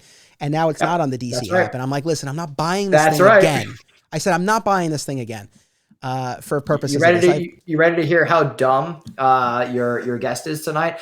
I bought the pilot on Amazon because I was like, oh, surely it'll still be on the DC app. It is not. So I bought the pilot. It was only like $1.99, I think. So I was like, I'm gonna watch it. Boy, it's 90 minutes long, and I'm glad that we had that whole thing about trying to be objective and being positive, because I'm really going to test that theory when we talk about Lois and Clark. Oh boy. I enjoyed this the least out of anything I read or watched. This I would put in dead last. And I know it's from an era the same way that, you know, Man of Steel, World of Krypton, the Secret World of Smallville, all that stuff is of an era as well too. I still found so much more love about all of that than I did this. I had a very hard time, aside of, and we already mentioned that the Perry White stuff I absolutely love in this show. But my goodness, I was not too impressed with this. I mean, the show starts with Lois Lane in what is, I think, literally the worst fake beard I've ever seen on another human being in disguise. And you're supposed to be like, who is this bearded man in the Daily Planet? But surprise, it's investigative reporter Lois Lane, because we all know crack reporting comes with fake dollar store beards. It's, oh boy, I was like, we're off to a bad start. But yes, Lane Smith, really great as Perry White, to focus on something positive. He is what a fantastic actor. I just, from an acting perspective, you know, the interest I have in acting as well too. Yeah. I would just love to see some other stuff he's been in. I have to go check IMDb, because I would love to see him just in general. I think he's a phenomenal actor. One note I did have, this is more of an objective note at least, is a trope and a reoccurring thing through all of these origin stories I never really thought of is Clark getting off the bus. And that's something we see almost all the time. And the 80s stories kind of threw something fun into it, where like he's going back to Smallville and he's like, oh, I'll fly in and pretend like I just got off the bus, which is silly, but also in a way I appreciated that. At least it was good fun, you know? But so I thought that was kind of interesting motif too, that Clark's always getting off the bus in almost all of these stories to get to Metropolis. So kind of interesting thing. But here we see within the first 5 minutes, there are literal nuns crossing the street. Like literal actual nuns crossing the street that he has to save in full nun regalia as well. And he saves them. And some woman goes, oh my goodness. Like, you know, that guy just stopped that bus. And he's kind of like, and walks away. And then over the course of the next half hour, I believe 2, and then we start veering into 3 people have already seen him use his powers already. And I'm just like, oh my goodness. This is also not a great start. One thing I did like that kind of similar to Birthright is they do at least establish that Clark is well traveled. They when he's talking to Perry White, they talk about how he studied in or was on assignment in Borneo and getting all this kind of like culture. I thought that was a kind of cool connection and cool nod as well. So that they did right. But you can see I'm really trying to grasp for my positive straws as here too. But yeah, man, I mean, overall, there's just a lot of just nonsense that I think it seems very much like a show that television executives made for a particular audience. And I think that's my problem. He's also climbing the walls in his apartment. He's not Spider-Man. What are you doing? Like, what are you doing? Why am I watching Clark walk up the wall? Like, what is this? But yeah, I mean, so I watched, again, I mean, we were both very young when it first came out, but I remember watching 1993. That's right. Yeah, I remember watching it with my parents when it was first on. And then when I was older, I remember watching them in syndication on TNT. And that's where I think I caught like most of the series. And I believe I've seen all of them. I would have to go through, but I'm pretty sure I've seen the entire series, but not in a long time. Every now and then I'll kind of fall down a YouTube hole and like I'll watch scenes here and there. Mm-hmm. And I think it was a product of its time. I think it was, intended to, in the later seasons, it definitely got more into the superhero side. But I think at least initially, I mean, it was really meant to be like this Moonlighting-esque romantic comedy, like against the backdrop of a superhero story. And I think the two of them had great chemistry. And I think there are aspects of it that are charming, others that don't hold up as well. Certainly as far as like effects go and things like that, it was, that gets a pass. You'll never hear me dump on anything for effects because that's not fair. Yeah. I'm not going to dump on that. There's plenty of other stuff for me to dump on without me dumping on the effects in that show. So don't worry there. Fair enough. I think, it's funny because, again, this kind of goes back to what I was saying before, where I think, pre-crisis, you had Clark as the disguise and this bumbling act. And I liked that Byrne didn't go down that road. I felt he overshot the mark, right? And we had Clark that was so competent and had so totally embraced his human side that the Kryptonian aspect wasn't really that much of a part of him. And I feel like that, and again, Lois and Clark came out, within this Byrne era. And I feel like that's the track they chose for this Clark as well. And it's funny because this is probably as down to earth, like everyday guy Clark that you're going to find, I think, in almost any medium. I mean, I forget how much of this is in the pilot, but, certainly I have distinct memories of subsequent episodes and seasons where, he's playing basketball on the weekends and like he's laying on his couch and he's watching, a game on TV. Like he's very much like just a normal guy. And there are aspects of it that I like, and it's not like I want him to be this aloof, out of touch alien who can't connect with humanity, but I think there needs to be a little bit more of a line there. Like there needs to be more of that balance and tension. Yep. He's of two worlds and he needs to find that balance. And I think when we sway one way or another, at least to me, it becomes a little off-putting. So I do think we need more of that. This definitely swung, I think, the opposite direction compared to what we've been talking about, certainly. And again, just to, bring up just like the sexual content in this show. My goodness. And listen, that doesn't bother me. That's fine. I'm an adult. But it just was everybody, I feel like, is trying to flirt with Clark, seduce Clark. Clark's trying to go on a date, but maybe go on a date with Lois. It's a lot. It's a lot. Yeah. Like I said, I did not rewatch the pilot, but I did rewatch that scene where they have the costume montage. And I feel like that scene, like that's the tone of the show. I mean, it didn't have the mythic epic scope of, the other incarnations. But what's funny was that before I watched that clip, I said to myself, because I remembered that montage and Mom making and sewing all the different costumes. And I said to myself, I was like, did they just was the S a la the Man of Steel miniseries where they just came up with it? And that's really what I had remembered. And I was actually very pleasantly surprised that she was like, oh, like we found this, in your ship with you. I liked that. It's like, okay, at least we have some kind of connection. It's what, so in the Man of Steel miniseries, like Ma makes everything. In this, she makes everything and then they tack the S on. In Birthright, it really is a collaboration between the imagery on the tablet that Clark has from Krypton and Martha's input and the materials from the ship. Like, it's very much a blend. In Snyder's Man of Steel, it's Kryptonian all the way. Like, Jor-El just says, "Hey, this is your costume, buddy." What's your favorite version of the costume creation? I think splitting the difference, as I've already mentioned, I'm a tremendous fan of, it's on an S. It means hope. So keep that part. However, and this might be surprising compared to, some of the stuff I've said already, I actually think there is something kind of endearing about his mom making this suit. I have it in my notes, and I actually can't remember off the top of my head which one it is. And you'll know, I'm sure.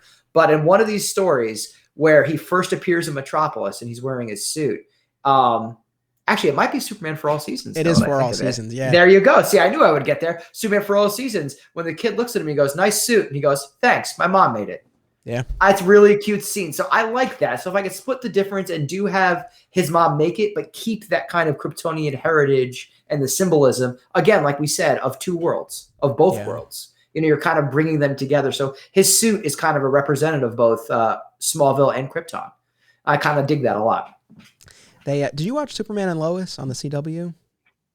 I've heard really good things. You'd like it. A lot of my coworkers tell me how are you not watching this? It's really good. I do need to watch that. No, I haven't watched it yet though. I won't rehash this because I've done multiple episodes on this now, but I went in so skeptical for a variety of reasons.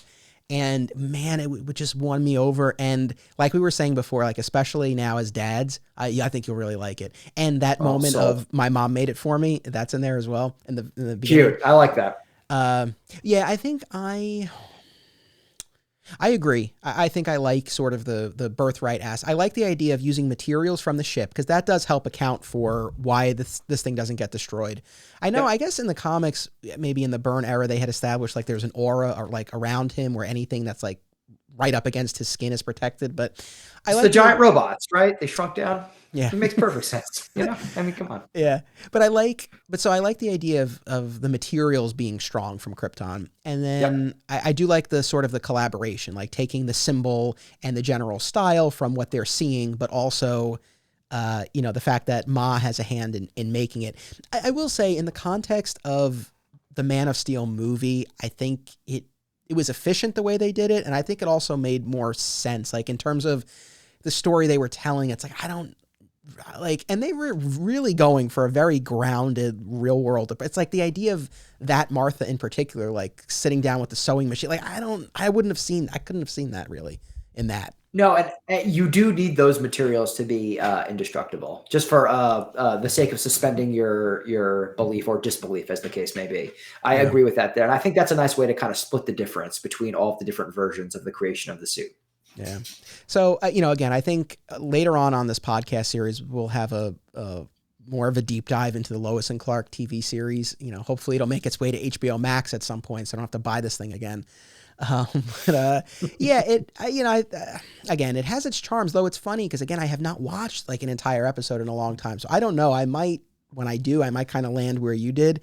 Again, from that clip that I watched with the montage, again, it was fun. It's not, if I could only have one version of Superman to watch, it wouldn't be that. But, for its time, I get why it was appealing to people, I guess. Do you want a compliment or a criticism next on Lois and Clark? I got one. I got one in each holster. I'm trying to be fair. You choose. Go do the criticism. It's all right. There is a scene in the pilot where Lex Luthor, who has hair, fine. I'm not going to nitpick about that. That's irrelevant as long as it's a good character. I'm not going to nitpick anybody. There is a scene where he is sitting in his parlor drinking in front of a fireplace and a cobra goes to attack him. And he just stares the cobra down for what feels like an eternity until the cobra slithers away to reveal a very blatantly, ostentatiously Middle Eastern garbed man. Brings the snake back, and you think he's an assassin, but Lex Luthor goes, "That'll be all for today." And so we're led to believe that Lex Luthor is hiring this man to ambush him with cobras once a day, once a week, whenever. I don't know. Oh my goodness. This is ridiculous. Again, if you guys can find that scene on YouTube, please look it up. It's tremendous in all the wrong ways. I had forgotten about that, but now that, well, it's funny, like, as I've been, and down the line, I'm going to do like I think a pretty deep dive on Lex and how Lex has evolved over the years. But I think that overall the shift from mad scientist to billionaire industrialist was smart and makes sense given the time period in the 80s, the Wall Street greed is good mentality. Like, it would make sense to reposition his nemesis in that vein. And it's like you can kind of have your cake and eat it too, because he might not be the actual scientist doing the the experiments, but it's like, well, he's just hiring people to do them, and he's behind it. So you can kind of have it both ways. And I think it also, and you see this play out in the Man of Steel miniseries, I think and in Lois and Clark, I mean, in pretty much all of these incarnations, where given his position of power and prominence in the city, it's like he's above the law in a lot of ways. And so that challenges Superman in a different way than if he's this mad scientist, sending a robot to attack the city. So I think it's cool. I do think where we ultimately landed, especially with Birthright, where it really sort of melded the two, where he's kind of both, right? He is the scientific genius and he also has the company. That makes sense, and that tracks for me as well. Going back to the world of Metropolis stuff that we were talking about, it was interesting seeing, and I do remember this from reading the comics in the 90s, but it was interesting to see Perry and Lex as contemporaries, rather than Lex and Clark. Why though? Like, that's the other thing too. And I feel like I keep going back to that. Like, even having Lex Luthor and Clark Kent be childhood friends, and that's been so well established now. If you take a step back and you're just like, well, I mean, like, would they be though? Even that seems like a stretch. It's been so well established in so many comics. In Smallville, they do a tremendous job of it, I think, that I'm willing to be like, okay, I don't need to see him being contemporaries with Perry White. I feel like it's such a forced connection and relationship to just try to kind of create this web to see it is all connected. I just don't think we need it. I don't think we ever needed that. There's no need. We get much more from Lex being connected to Clark than anything else at the end of the day, if they're going to go that route. Yes. Yeah. And I agree. And then what was your compliment for Lois and Clark that you had in the other holster? The other holster. Let me go ahead and get it. The music is actually very good. It is, right?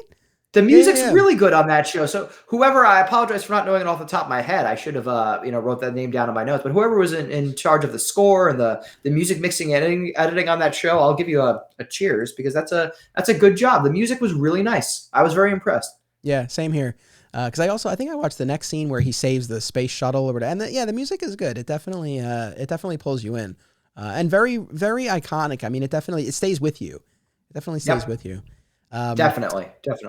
I got to tell you, I so enjoyed rewatching the 3-part Superman the Animated Series premiere that gives us the origin, the last son of Krypton. And, I always remember the series well, but it's been a long time since I really watched it. And, they're all remastered now on HBO Max. And, I watched those first 3 and they really made something timeless. Like, it really holds up and it doesn't feel dated. And, I enjoyed it. What did you, now, if you didn't get a chance to, that's quite all right. Did you happen to watch those? So some, but to preface, not only did I watch them all when I was a kid, I also rewatched them through college and post-college. Gotcha. As we talk about our bias being from a certain era, I'm sure you and I are also probably biased to this show. But this is also again, that being said, this is one of my favorite interpretations of Superman. Kind of like when I read a Batman comic, I hear Kevin Conroy's voice in my head. It's the same with this. Everybody that was established in that kind of Tim universe of animated shows are what I hear in my head when I'm reading comics. And this isn't count as an origin story. I'm kind of flubbing it, but it has one of my favorite adaptations ever from a comic book in the Superman animated series episode, The Man Who Has Everything. Oh, yeah. Which is tremendous as well, too. So, I mean, yeah, and I think you're right. It's timeless. It still holds up. Like all great animated shows, they didn't make something for children. They made something that was animated that could be viewed by anybody of all age and get something out of it to various degrees of meaning and power. So I agree completely, and I have nothing but the utmost respect for those shows, and even to the Justice League and Justice League Unlimited. Man, what fun! That's still, and I mean this with all due respect to the CW, that's still my favorite non-comic Green Arrow. Is the Green Arrow in that story, in those stories and those episodes? They just absolutely nailed it with him there. I felt like, so I can't say enough good things. If for some bizarre reason you're listening or watching this podcast and you haven't seen Superman, the animated series, go after you've listened to this and after you visited us on social media and all that good stuff, please go and check it out. You are in for such a treat. It really is. It's almost like a comfort food kind of show, if that makes any sense. It's just, you watch it and it makes me feel, maybe because it brings me back to being younger, full disclosure, that could very well be why, but it's just got a very, just a very genuine heart to it, I think, through all the action as well, too. That's very wonderful. Yeah, I couldn't agree more. It really holds up well. And I do plan to revisit it more in the future on the podcast. But yeah, rewatching that 3-part premiere, it's funny because, we spent so much time talking about the Man of Steel version of Krypton that, was not our favorite depiction. And to my knowledge, it was never utilized anywhere else. And by the time we get to Birthright in the comics, we get a different version of Krypton. But, like in Superman, the animated series, which, came out 10 years after the Man of Steel miniseries, they went with, the more traditional view of Krypton. Thankfully, I think that really added a lot more heart to that opening chapter. And it also, included Brainiac as an antagonist to Jor-El. And that would, of course, come to play out over the series, which was cool. Perhaps unsurprisingly, like my favorite chapter was the middle one with the Smallville years. But it was cool. What I really liked there was that Clark knew he was adopted. He just didn't know that he came in a rocket ship.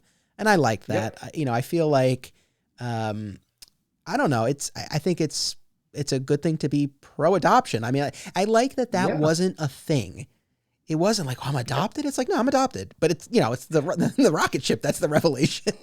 It might just be, 10 years later or however, from the original, comics, many, many decades before, of course, but it just shows how culturally there was such an intelligent shift where you're right, where Clark knew he was adopted. Him being adopted isn't the shock.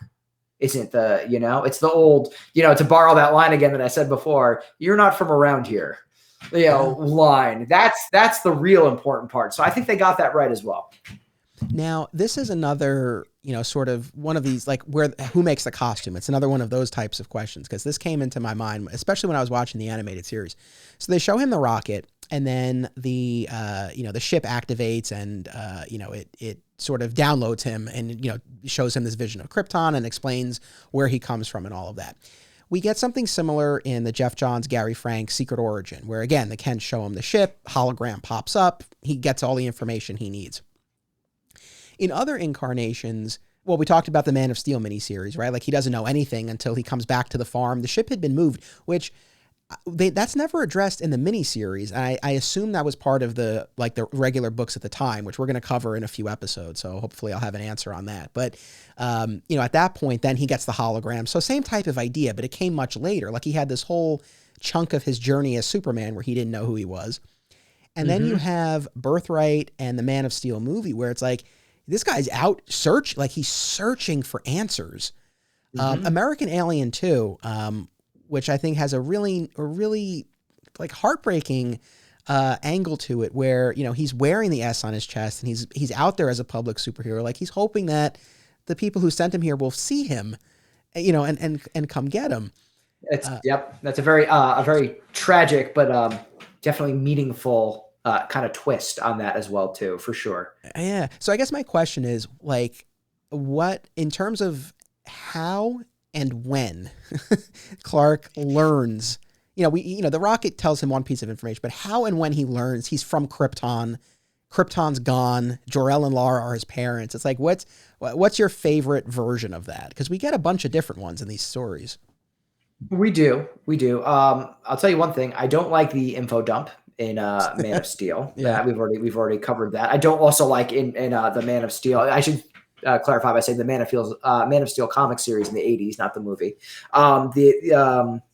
Also, the fact that he's 18 is way too late to start asking questions. I think that you kind of hit it on the head already, where if you can, Clark knows that he's from Krypton and he can see kind of that brief bit of information. I almost like it when it's almost like a frantic, like the planet's about to explode, but Jor-El's still trying to focus on Clark, kind of dial it in, or I should say Kal-El, and kind of let him know, like, hey, this is what's happening. I love you. I'm so sorry that this is how, you're going to have to remember us, and give him just enough to know what happened, but still set him on his way to ask those questions, because then we as readers or as viewers get to go on that journey with him. Yeah. Yeah, I agree. I feel like, I don't like the info dump either. I mean, I'll say this, and, in the context of the animated series, it's clean. It's very clean and very efficient. And especially for the animated series, I think that made the most sense. But I think in the comics and the TV shows and the movies, I do think you need, I think you need a little bit more there. I like that idea of that quest. I think Birthright, and not to sound like a broken record, I think Birthright did it best, where his journeys around the world kind of, he's trying to figure out his place in the world. He's acting as a journalist, so he's cultivating that side of himself, which is something that is always important to me, that journalism isn't a cover. It's something that he's actually good at and passionate about. He's not just going to show up to the Daily Planet with no experience and get a job at the Daily Planet, right? Like that's, I appreciate that too. Though, and I know I've been crapping on Secret Origin. I will give them this. When we meet the Daily Planet in Secret Origin, like, it's really fallen on hard times. Yep, I have that in my notes too. Yep. And Rudy Jones, I like makes that this actually. comment to Clark as they're riding the elevator. He's like, well, they don't hire anyone unless, like, has-beens or, greenhorns who don't know what they're doing. So like that, I'll give to Secret Origin, because otherwise that Rudy's he's a real parasite, that Rudy. Yeah, sure is. Because otherwise, and like Ken and I have talked about this in previous episodes, it's like, this is like the New York Times. It's like, in what world would you walk in off the street with no experience? Like, we're okay with, there's a difference between suspending your belief or disbelief and just not giving us enough credit to at least make it believable enough that he could come in there and get this job at what normally, Secret Origin aside, like you said, is essentially like the New York Times of its city, if not the world. I mean, depending what version that you're reading. So yes, I 100% agree with that. Yeah. But anyway, so going back to, the info dump and everything. Yeah. So I like when, there's this quest, and I think Birthright does it really well. Snyder's Man of Steel does too, but there's no journalism aspect, which is one failing for me of the movie there, that, and again, I don't know that there necessarily was place for it, but maybe there could have been. I don't know. But the fact that, like, he's looking for answers, I do kind of like that. One thing that really struck me was, in a number of these stories, he gets his answers from one of his enemies. In both Birthright and American Alien, it's Lex and Lobo, respectively, who tell him that he's from Krypton and Krypton's gone. Yep. Yeah, which adds a whole other layer to it, but interesting. I like it. I don't dislike it. I'll say this. We are men of a certain age, having really been kids of the 90s. I don't know if you're the same as me. I think you are. There will always be perhaps an irrational part of my heart for Lobo. I know that that's absolutely ridiculous, but especially in the 90s, Lobo was like, I don't want to say a huge deal, but was like a fairly big deal in the 90s in terms of comics. So I appreciated seeing Lobo again. However, it was infinitely more effective to have Lex have that information than it did Lobo. And I think that's an honest assessment of all of the proceedings. So I do, because Lex can kind of make that journey, give it an extra layer if he has that information, because A, he can stretch it out and hold it over Clark. And also B, is he even telling him the truth? Why would he even tell him the truth? So it's kind of adds a little more intrigue and menace to the whole quest. And, you kind of just made an interesting light bulb pop up my head too, that I'm sure you've thought of already too. But I really wonder how much of Clark's decision to be a journalist is, depending on the story, of course, fueled by his quest for answers and questions about his own life and where he's come from, which kind of makes a lot of sense as his chosen profession as well. Yeah, that's a really good point. That is a good point. Yeah, I'm trying to think. I don't know off the top of my head, like, stories that directly make that connection, but yeah, that is a cool angle. Yeah, I mean, I've said this before, and that's one of the reasons why I like Birthright so much, is that again, like you see him working as a journalist, and I've never, especially in modern times, like it just doesn't make sense that he would need that cover. Or need that source of information. It's like you could get the information almost anyway. You don't need to be working in a newspaper. But anyway, so in the animated series, it's the info dump, and then we cut to Clark as an adult, and especially now having rewatched or watched for the first time that George Reeves show, you really see the influence of that series on this. Obviously, there's way more superhero action in this. And the TV show never used Lex or any of the classic villains, but that core dynamic of the quartet of Lois, Clark, Perry, and Jimmy at the planet working stories, that whole thing, feels very similar. And also, again, this is not a Superman with limitless power, which is sort of in keeping with that George Reeves version too. Like it was in the first season, that guy's punching people all the time. Like it was nobody's dead and he's punching them. So yeah. Anything else that stood out to you about the animated series, the origin aspect? So I think they do a good job. I don't like the info dump. It's not as egregious to me as it is in Man of Steel. I also understand a comic book versus a piece of actual film, whether it be it TV or movie, that they do have to keep the story moving. I understand there are certain other constraints as well too, but I really think that if you haven't watched again these animated series, it's about as good a representation of Superman as you're going to find anywhere, especially on television. And I don't know a better endorsement I can give it than that. Please watch it all the way through, and please watch how it informs the Justice League after it, because it's really cool when taken in a totality to see this whole journey kind of grow to where it starts as it really starts originally with the Batman series, if I'm not mistaken, happening first. But from going from Batman to Superman to then, years down the road, you're at Justice League Unlimited with, dozens and dozens of characters, to see this whole thing blossom and grow into its own universe. It really is such a wonderful journey to be on. I couldn't agree more. And I suspect you and I will probably be doing more podcasting about Superman, the animated series in the future. Cause I hope so. I see how much you love it. And even just watching these few episodes definitely, sort of reignited my own interest in the series. And what's cool about it is that there are a few different ways to explore it. And I think I will do it in the various ways, because there's all the New God stuff, which is my favorite arc on the show. And it, kind of, weaves in and out. And then, there are the more, traditional stories. There are the more like comic book adaptations, the episodes where they introduce other comic book characters. So like there are a lot of different ways to kind of tackle it. So I'm sure we will. And then sort of the last piece in the 90s is, I know, a favorite for both of us, For All Seasons. And 2 days from now, people will be able to watch or listen to our Digging Deeper episode all about it on my Patreon. But I guess just, big picture, what is it about that miniseries that means so much to you?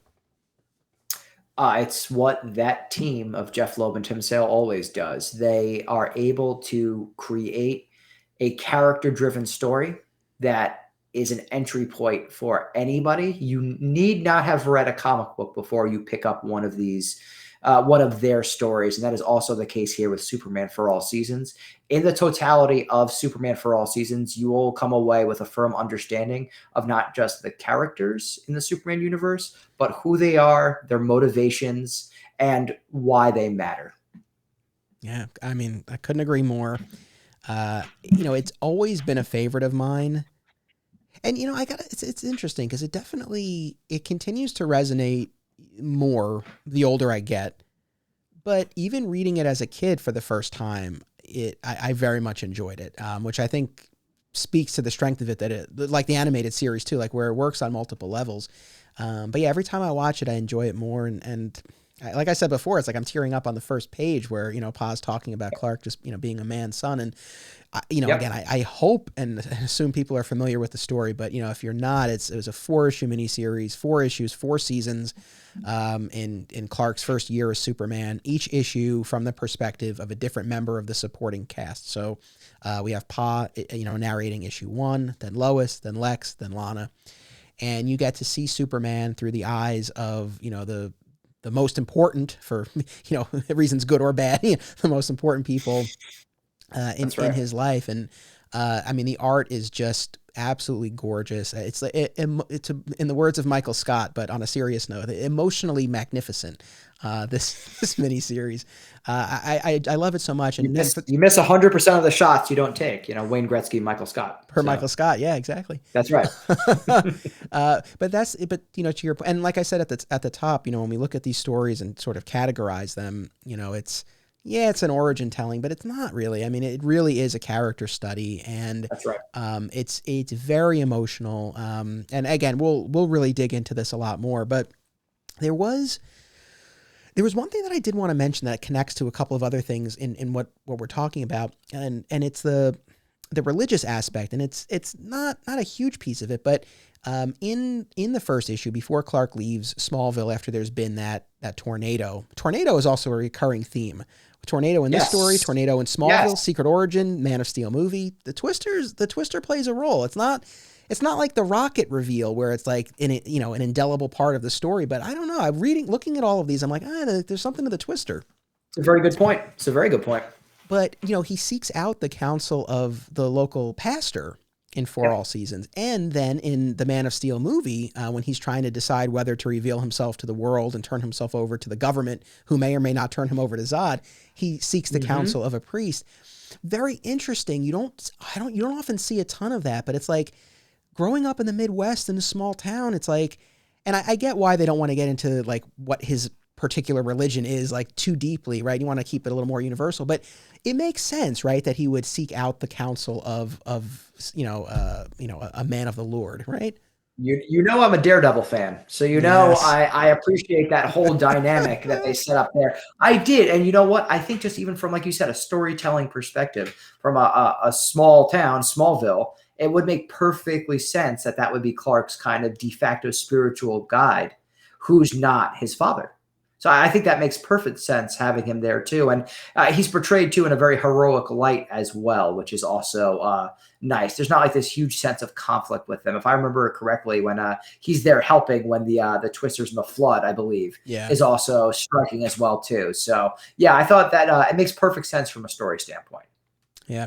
And it also, it's this interesting idea that's introduced where, Clark is basically asking like what someone could have stopped this, like, should they have something like that? And, the priest is saying like, well, we can only do what we can. And then the rest is, in the Lord's hands, I'm paraphrasing. And but Clark was like, well, what if it isn't? It's like, what if there's someone who has the power, to kind of turn the tide in the case of something like this. And that also, of course, was a big part of the Man of Steel movie, right? This whole idea of, when Clark saves his classmates on the bus. I love that. And then you have Pete Ross's mom, and it's like this is an act of God. And it's like, well, yeah, people probably would think that, if something especially like this happened. Yeah, certainly. I always think of his line from that movie too, when he's talking to his dad, and he goes, "Or should I just let the bus?" I'm paraphrasing too. Should I let the bus just let it go, let them drown? And he just goes, "Maybe." Yeah. And that line really what a gut punch that line is. Fun fact: the fans loved that. They loved that line. When that trailer dropped and that line, the fans were like, "Oh." Well, I like it, not just because it's not. I like it not from the perspective that, it's gritty, but like as a parent, like you understand immediately where he's coming from, because you would do anything to keep your child safe. So of course, like he did, but he's still a good enough person to not even just give a definitive answer. He's still able to just say, maybe. So it's a fantastic line.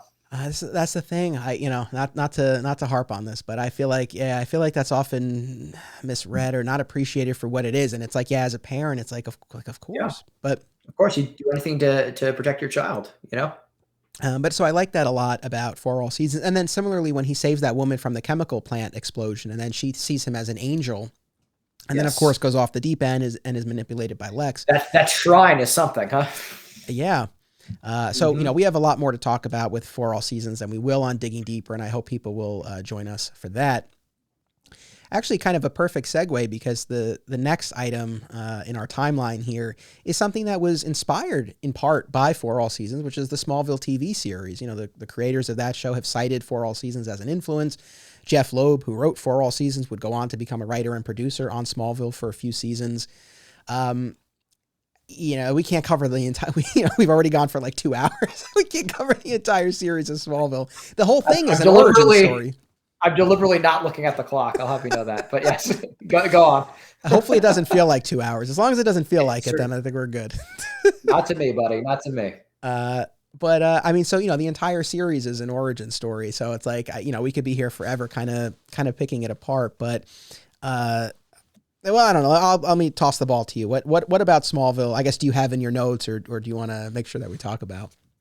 So I watched Smallville when it first came out, as I'm guessing you did as well too. I was in high school, I believe. And this was another show. I was like, well, I wonder if it's still going to hold up. And special effects aside, which you could never really hold against a show of an era, of the time period it was, I still think it's absolutely wonderful. And the difference between this show and Lois and Clark to me is that this show has genuine emotion and heart, and the characters are actually likable.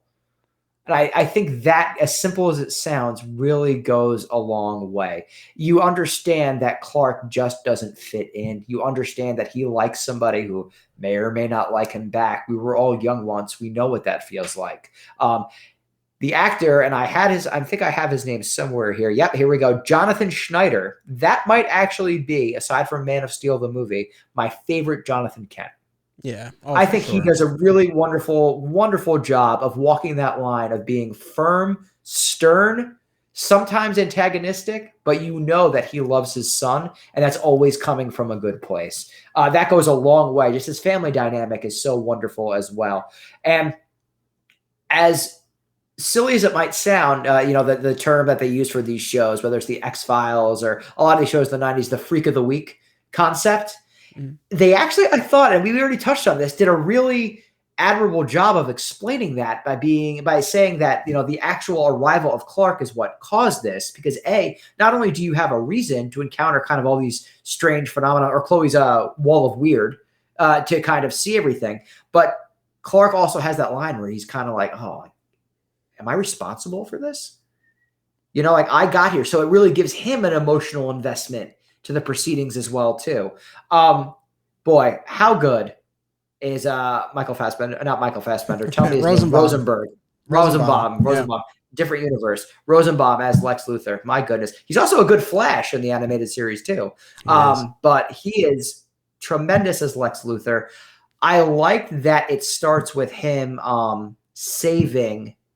Clark saves his life, and then in the pilot, Lex returns the favor by helping him down from being the Scarecrow. I think that's really important, because if you know where we're going down the road, that they're going to be enemies, in order for it to be impactful, you really have to establish that mutual respect, if not friendship. So I thought that was a really good move, especially right in the beginning, to be like, no, like these two are actually helping each other, because they do have I'm hesitant to say friendship, but at least a kind of mutual respect. You don't inherently think that Lex Luthor is evil, certainly.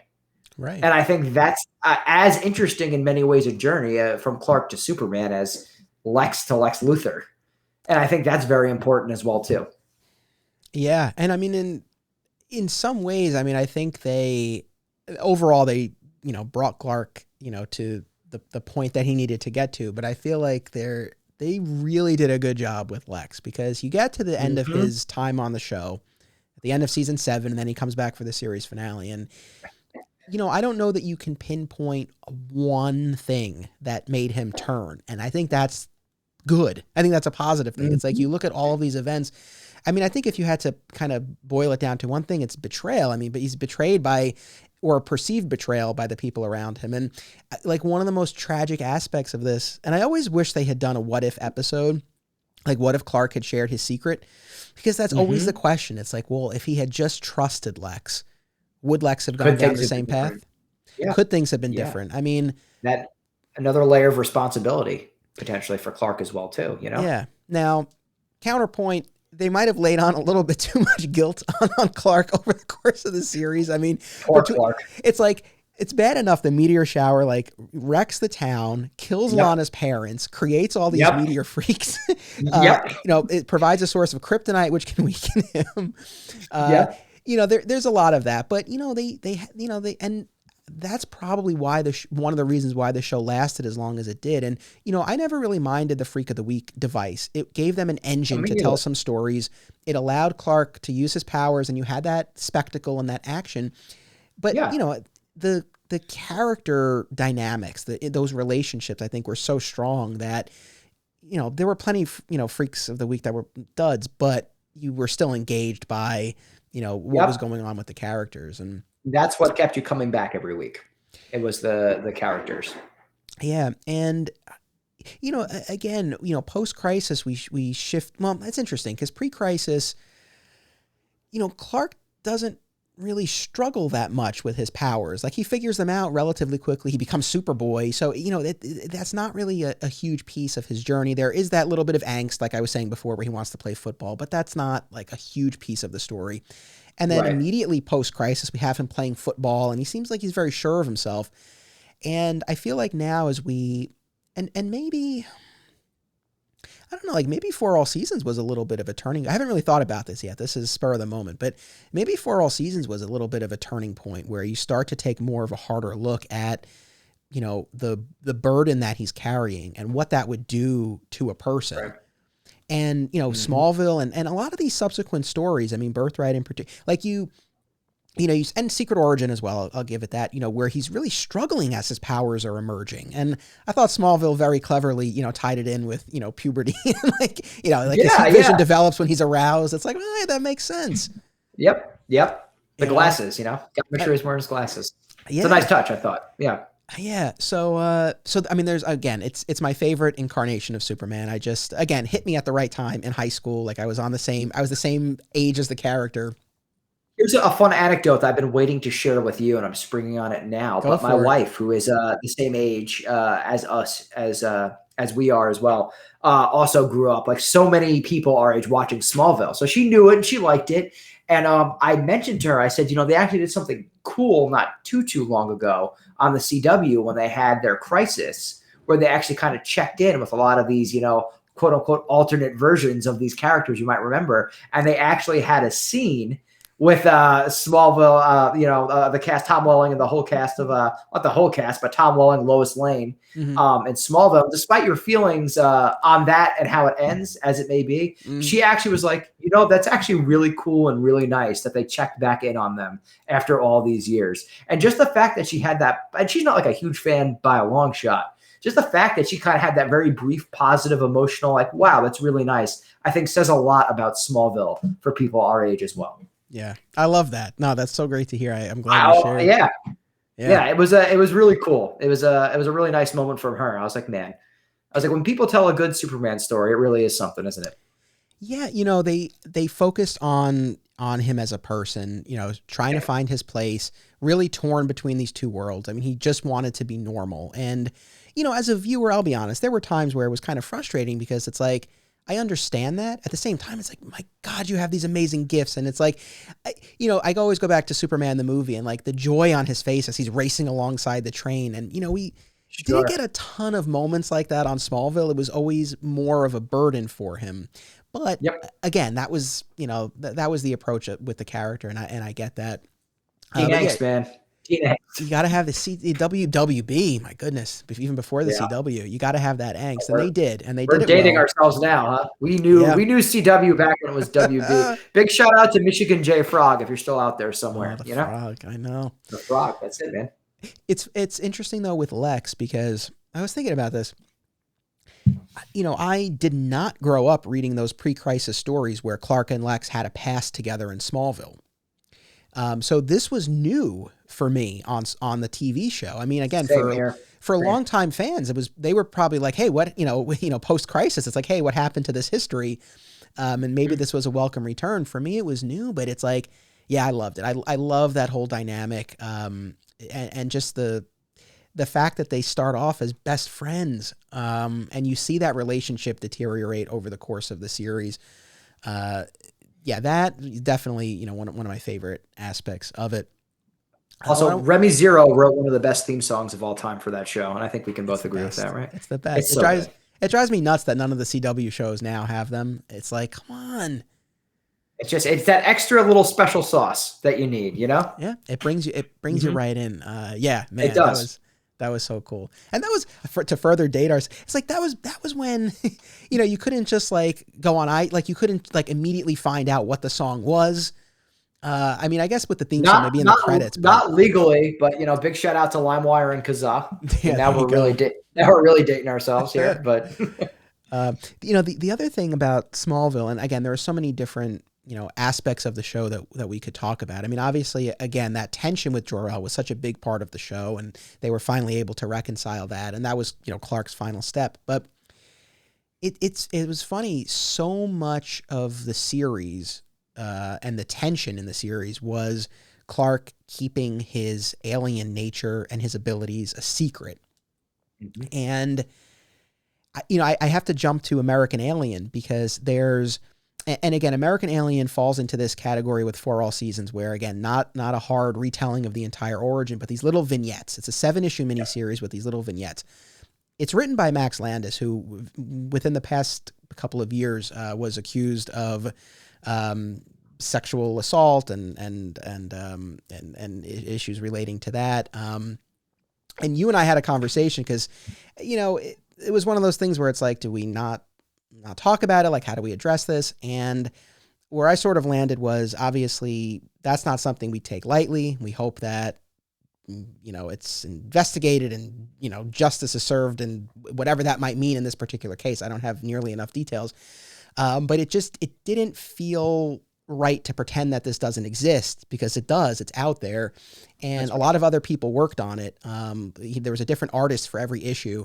And there's some really interesting stuff here. So, for people listening or watching, it's like, I don't know where you fall on this debate of whether to separate the art from the artist. But in this case, I felt it was worthwhile, if we're really having a thorough discussion of these origin stories, to talk about American Alien, because there's so much interesting stuff there. Definitely. And one thing that comes to mind is it's an open secret in Smallville, in American Alien. In the second issue, we have there's a robbery, murder, and the sheriff comes to Clark and he's like, hey, what do you know? Like, what can you do for us? Boy, that's something I had never seen before. And obviously, I'm glad we spoke about this before in terms of all the allegations with Max Landis, and we obviously want, justice and all that fair shake. But this is just as a work and to honor all the other people who had worked on this as well. Such an important piece of Superman lore and history, because there is very little that is like this. I would put this in terms of a jarring departure in some ways, still below the 80s Man of Steel and the World of Krypton and all of that. But this is probably my number 2 and things I never have read before or seen before in a Superman story. And you hit the nail right on the head. I mean, right from the go, something terrible has happened and the sheriff goes to Clark because it's an open secret that he has these gifts and abilities. I almost felt like I was, and this is a very strange view and lens to view a Superman story for, but I almost felt like I was watching either like a cable or HBO show. Yeah. Almost like with this series. So I thought that was very, very strange. Even the doctor visit with after his nightmares, when he just goes, can I talk to y'all? And the radiation's coming off of him like a microwave. In a way, like as jarring as it is to see people get it, through a modern lens, it does make sense though. Like people would have to know, like doctors and other people would have to, he'd have to make mistakes as he was doing his powers with this small town that he was seeing every way. So in a way, I do appreciate the fact that this town still has kind of this unspoken, we take care of our own mantra, where even though we know he might be a little different, we're still not going to, sell him to the government, for lack of a better term. So yeah, very big departure, certainly. Yeah. I guess I'm kind of, I like, it was interesting to see it explored. If I had to only pick one version, would I go with that? Probably not.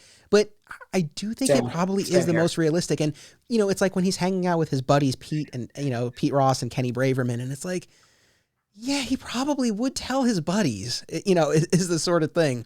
Again, but it robs us of kind of some of that intrigue and suspense too, though, is the problem, right? Yeah. It does take that away. And again, it's hard to reconcile, especially growing up on the Smallville, Tom Welling Clark. It's like, this guy, Lana didn't find out the secret until the end of season 6. So it's like, And you know, we can jump back to American Alien because I know there's so much interesting stuff in there. But anyway, as far as Smallville, you know, it's something that I'm going to continue to talk about on the podcast because it means a lot to me, and it ran 10 years and it gave us so much. And all of the things that we're talking about here, like how he finds out and how the costume is made, you know, it all plays out here, and they have their own spin on it. And you know, again, for anyone not familiar with Smallville, if you're looking for a good binge, man, this will keep you busy for a while. Oh, yes, indeed it will. Yes, indeed it will. So after that, we have Birthright. Now, again, I've talked about Birthright a lot, so I want to give you the floor on this. What was your take on the Birthright miniseries? So this was Mark Waid, Leinil Yu, 2003 to 2004, 12-issue miniseries. So yeah, what was your impression? I really, really enjoyed Birthright. I like that in the beginning, and I've already touched on this before, that we get kind of a more worldly Clark. We see what his life was, and I feel like that less explored time between Smallville and coming to Metropolis. Also, shout out to Superman being a vegetarian. My wife's a vegetarian. As soon as I read that, I went over and told her. And the more I thought about it, I was like, that makes a lot of sense that Superman would be a vegetarian as well, too. I thought it was an interesting wrinkle that a part of that is also informed that he kind of sees that aura. Seeing color auras off of that's something cool and different. And like I even mentioned with you know, going back to the 80s Man of Steel series and all those other minis, that I do like when they try something different. And that was kind of a cool, different wrinkle, I thought. I thought in terms of like from the very, very beginning, it was cool that we saw the academic and kind of tactical mind of Jor-El once again, because the whole story begins with his failed attempts of launching the pod via simulations. It also kind of shows that it really is a Hail Mary long shot in this story. You know, it's much different from the other stories where this is kind of like more of a, oh my goodness, you know, everything's crumbling, just hit the button now, or the, you know, very tactical 80s Man of Steel. It has to be Kansas. Show me that shirtless farmer again. So I thought this was kind of a cool split the difference, if you will, because it shows like he has thought about it.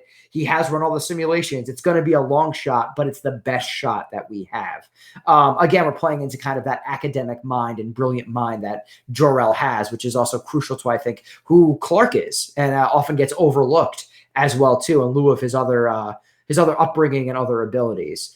Laura also has a great line where she says, he doesn't need science right now. He needs our courage. And I even wrote wow after that in my notes, because I thought it was really cool that she has this moment, because I feel like Laura gets overshadowed a lot by Jor-El in these stories. And now we kind of see these two sides where we have the academic and smart mind and also the heart in Laura as well, too, that kind of paints the picture of, you know, the young man that we know and will grow up to be Superman. It's also cool that Jor-El points out that the ecology of planet Earth will be his armor. I thought that was just really a really cool sentence, a way to phrase it. Like the actual environment will be his armor to protect him, which also is really cool reason to not only explain his powers as they've done so many times before, but of course they're going to choose that planet. Right. Of course they're going to choose that planet. So I thought that was a really cool, it's up there with my favorite, like very big last moments of Krypton origin stories as well too. They did a good job of kind of checking all the boxes for me there. Right on. Yeah. I mean, I agree with all of that. And it was especially interesting reading it now, right after the Man of Steel miniseries, and appreciate, I mean, I knew this the first time around, and even upon subsequent readings, obviously. But I appreciated and recognized it more so this time, that this was a departure from what had now been canon for, 15 or plus years. And that we are now looking at not a return to the Silver Age Krypton, but definitely something more in line with that, where we have, Jor-El and Lara holding their baby. And it gives us back those moments. We don't get to see Jor-El arguing in front of the Science Council in that beginning part, which again, I want to see that. But we know that. Oh, that's it. Powerful stuff. Yeah. But we know that, he's had that tension with the council, and yeah, just the emotion between the two of them. I agree with you completely, with her having something to do, and with Earth being the armor. And, it's funny because I want to jump to Snyder's Man of Steel.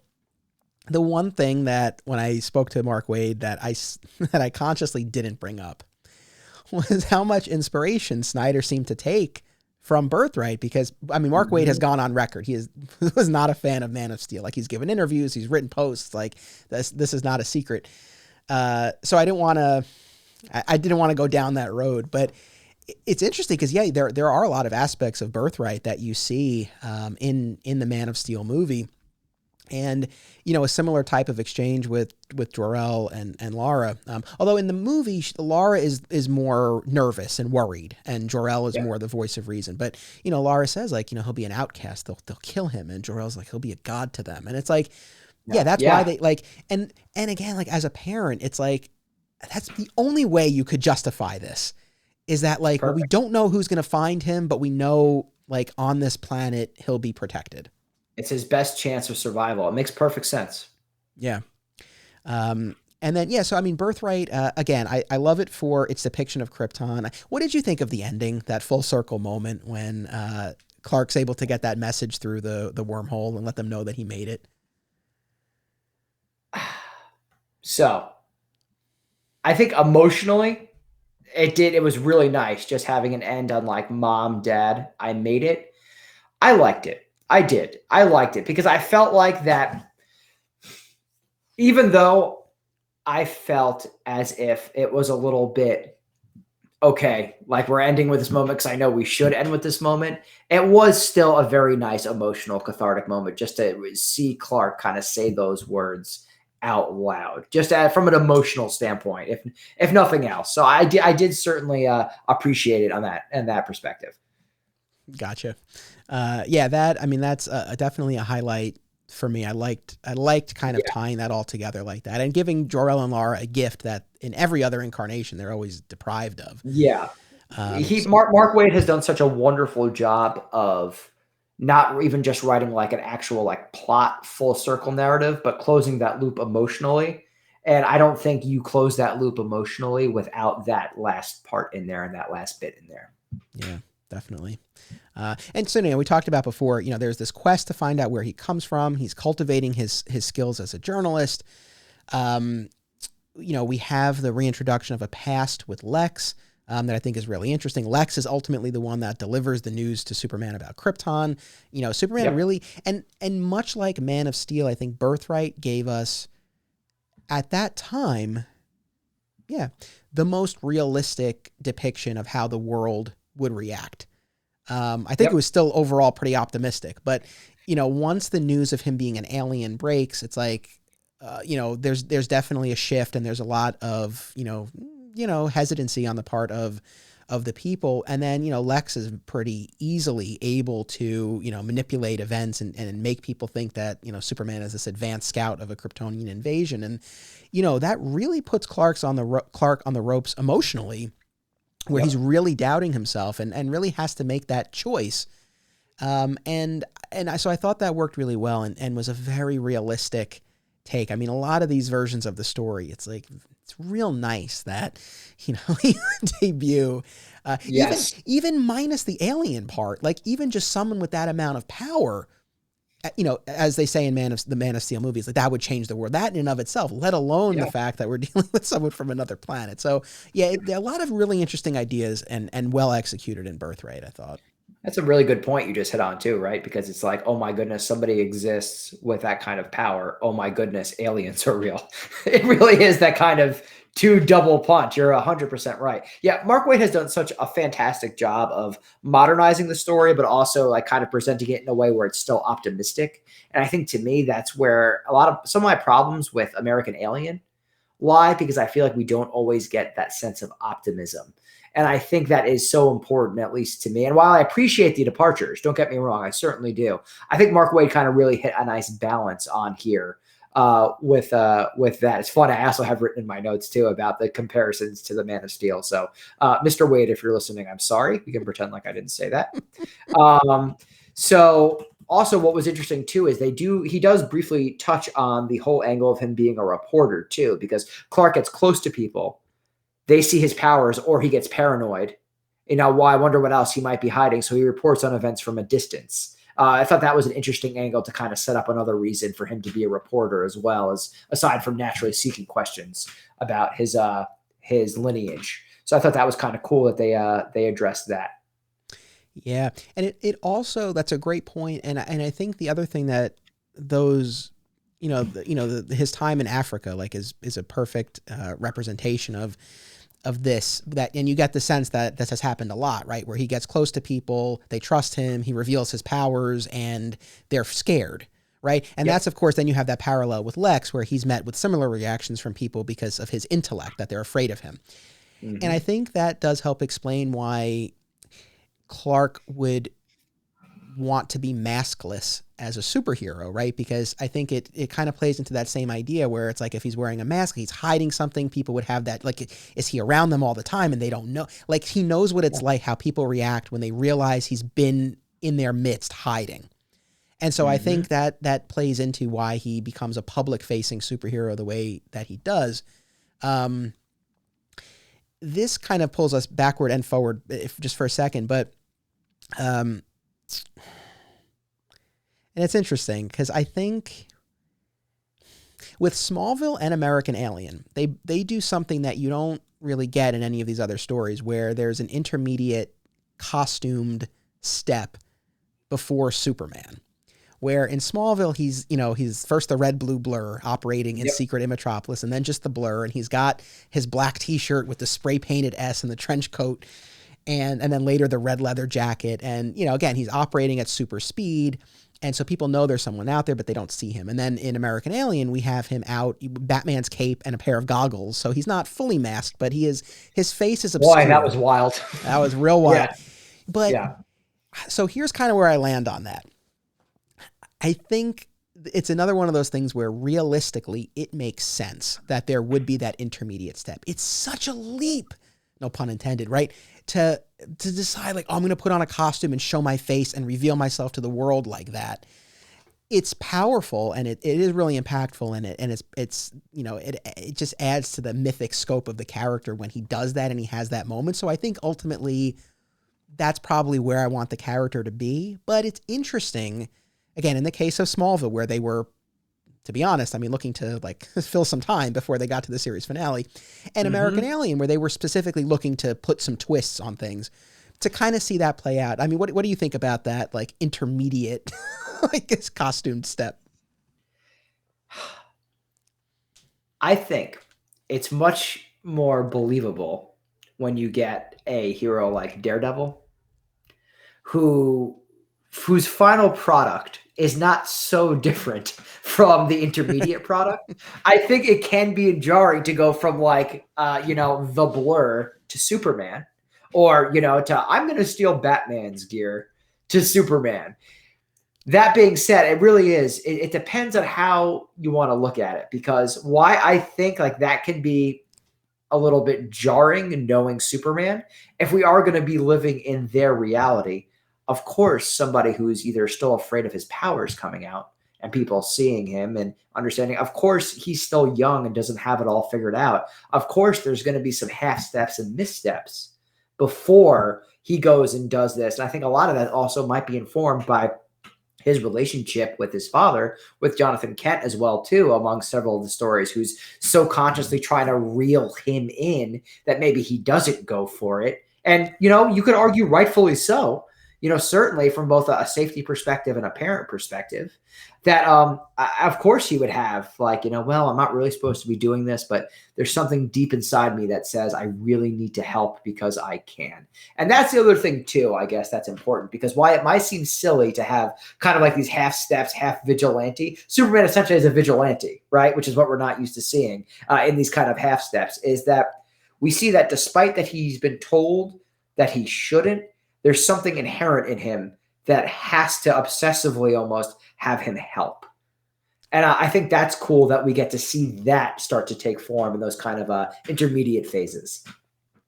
Yeah, that is a great point. And, we see, that's directly referenced in For All Seasons and a number of these, that desire to help, and just, one of the reasons people are in such disbelief over him, like Lois in For All Seasons in particular says, it's too good to be true, and I think that's at the heart of it, why this character is so inspirational and stands apart from the others because, and this is one of the reasons why I like the Kents being alive, which I want to ask you about in a second, but it's like he's not driven by the forces and factors and loss and guilt that so many of the other characters are, and they're compelling in their own way, but it's like he doesn't have that, and he has the powers of a god. Like, he could do anything, and this is what he chooses to do because of the way he was raised and the town around him and everything. And, you know, that's what's so powerful. And again, you see that play out in so many instances. But so speaking of the Kents, so when I talked to Mark Waid, he explained how, ultimately, while he could make some deviations, right? Like, it had to sync up with the continuity at the time. He couldn't make like such radical departures. And if he had been able to, he would have offed the Kents, as was the case pre-crisis. In every pre-crisis iteration, the Kents die, and then Clark leaves.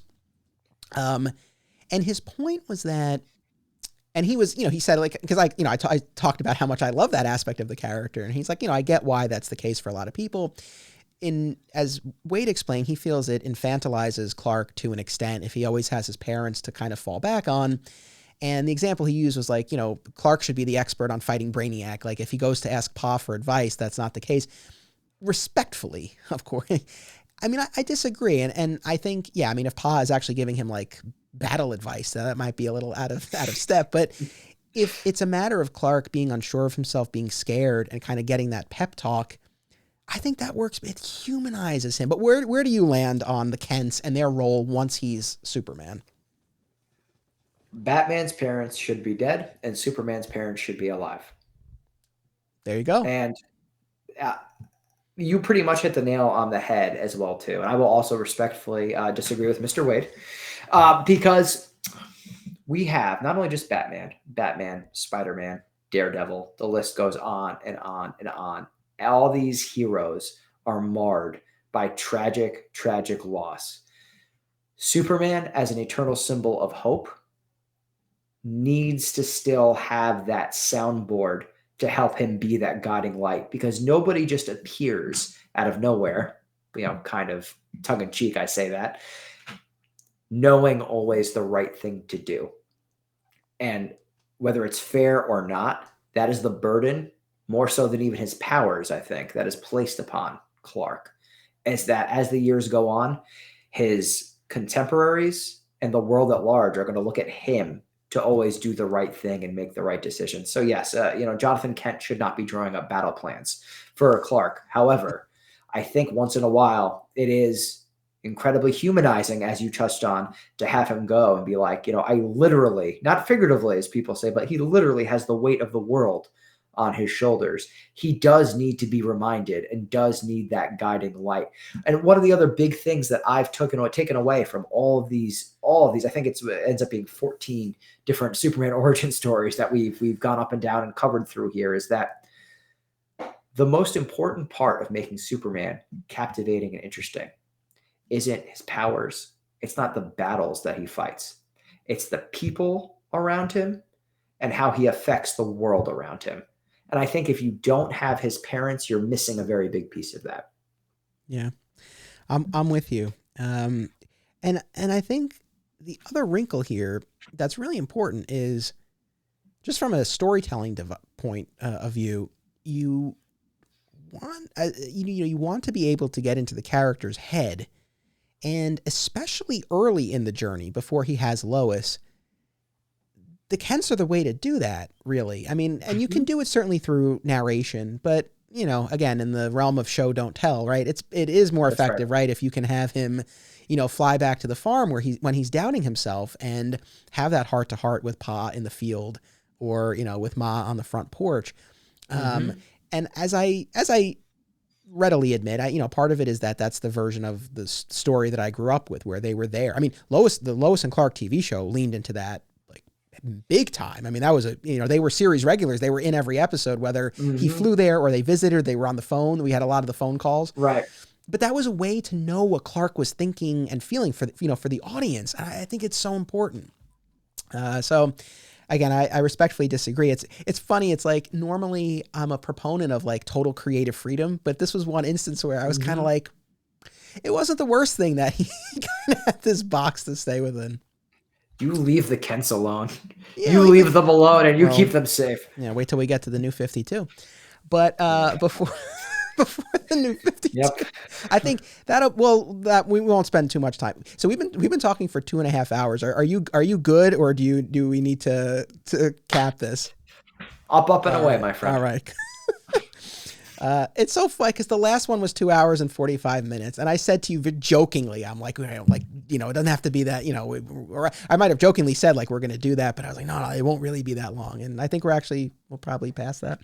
But we knew what we were getting into. I think so. Well, 25 pages of notes. I mean, there's I'm not using all of them, I promise. Also, I'm not using all of them. Don't worry. So Secret Origin. What was your take on that? And this was I want to just I think I've been for the most part I've been doing this. So Secret Origin was 2009, 6-issue miniseries. Geoff Johns, Gary Frank. This was 5 years after Birthright finished.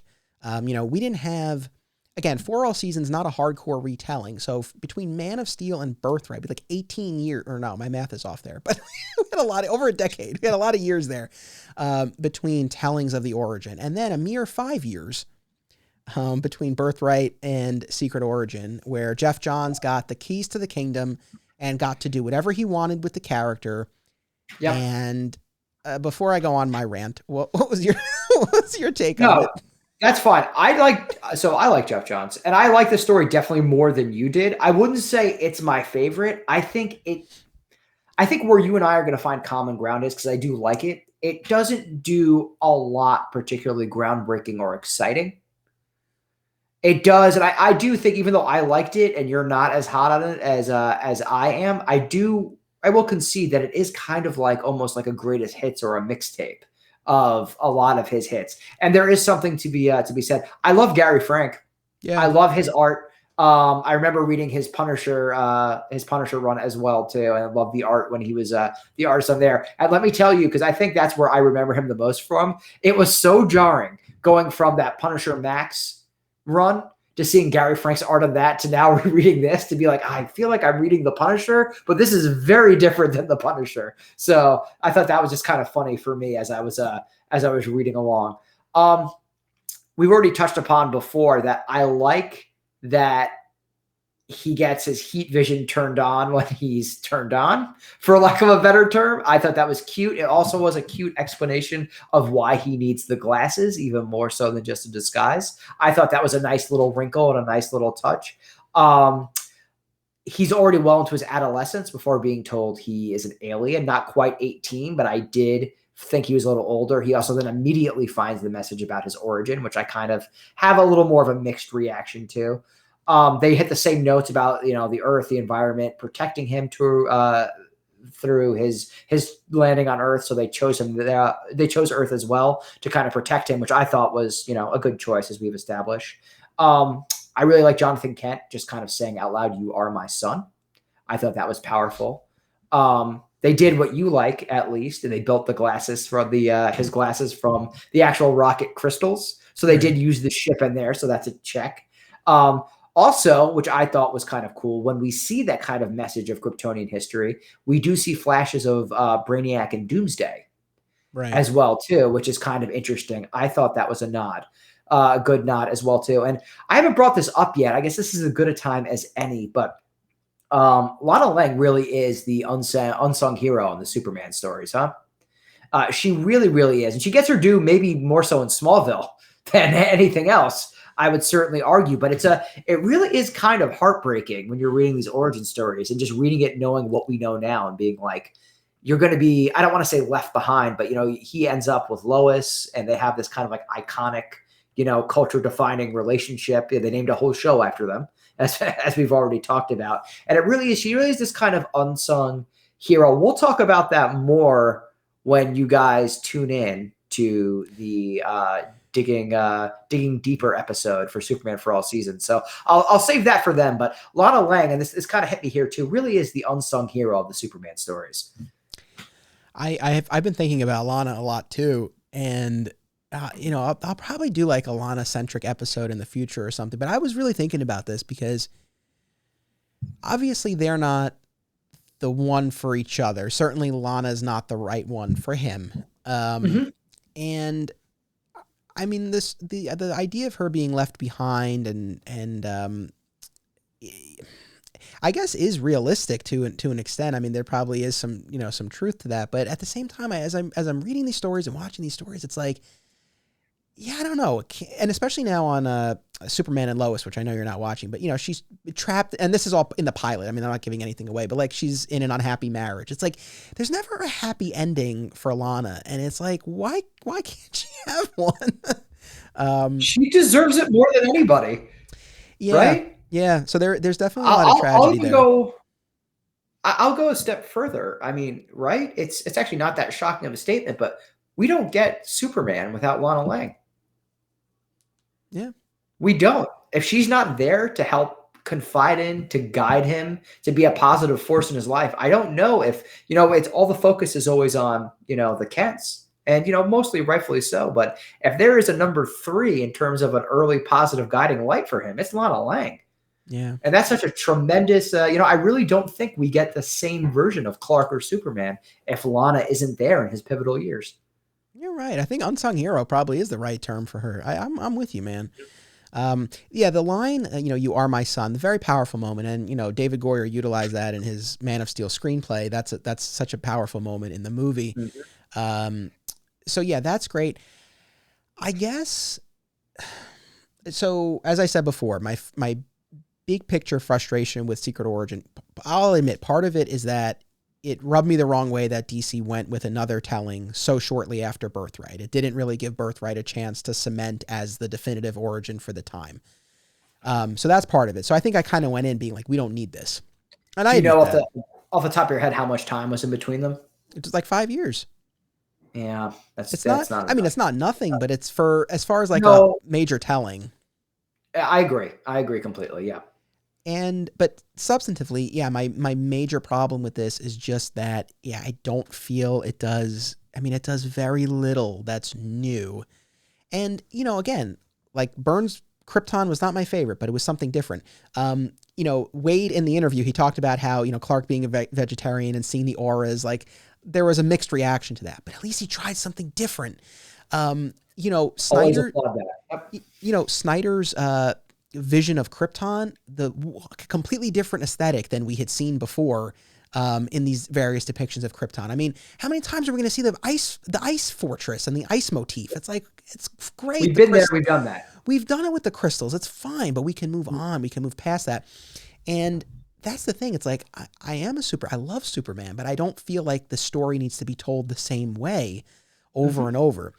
Now, I'll argue against myself because I had this moment where, and going back to the question you were asking before about those Man of Steel and the world of Krypton and all the miniseries and stuff. It's like, who is this for? I said that to myself. I was like, this is like a greatest hits. And so maybe this isn't really for me, someone who at this point now has read and watched like every incarnation of the Superman origin story, just about.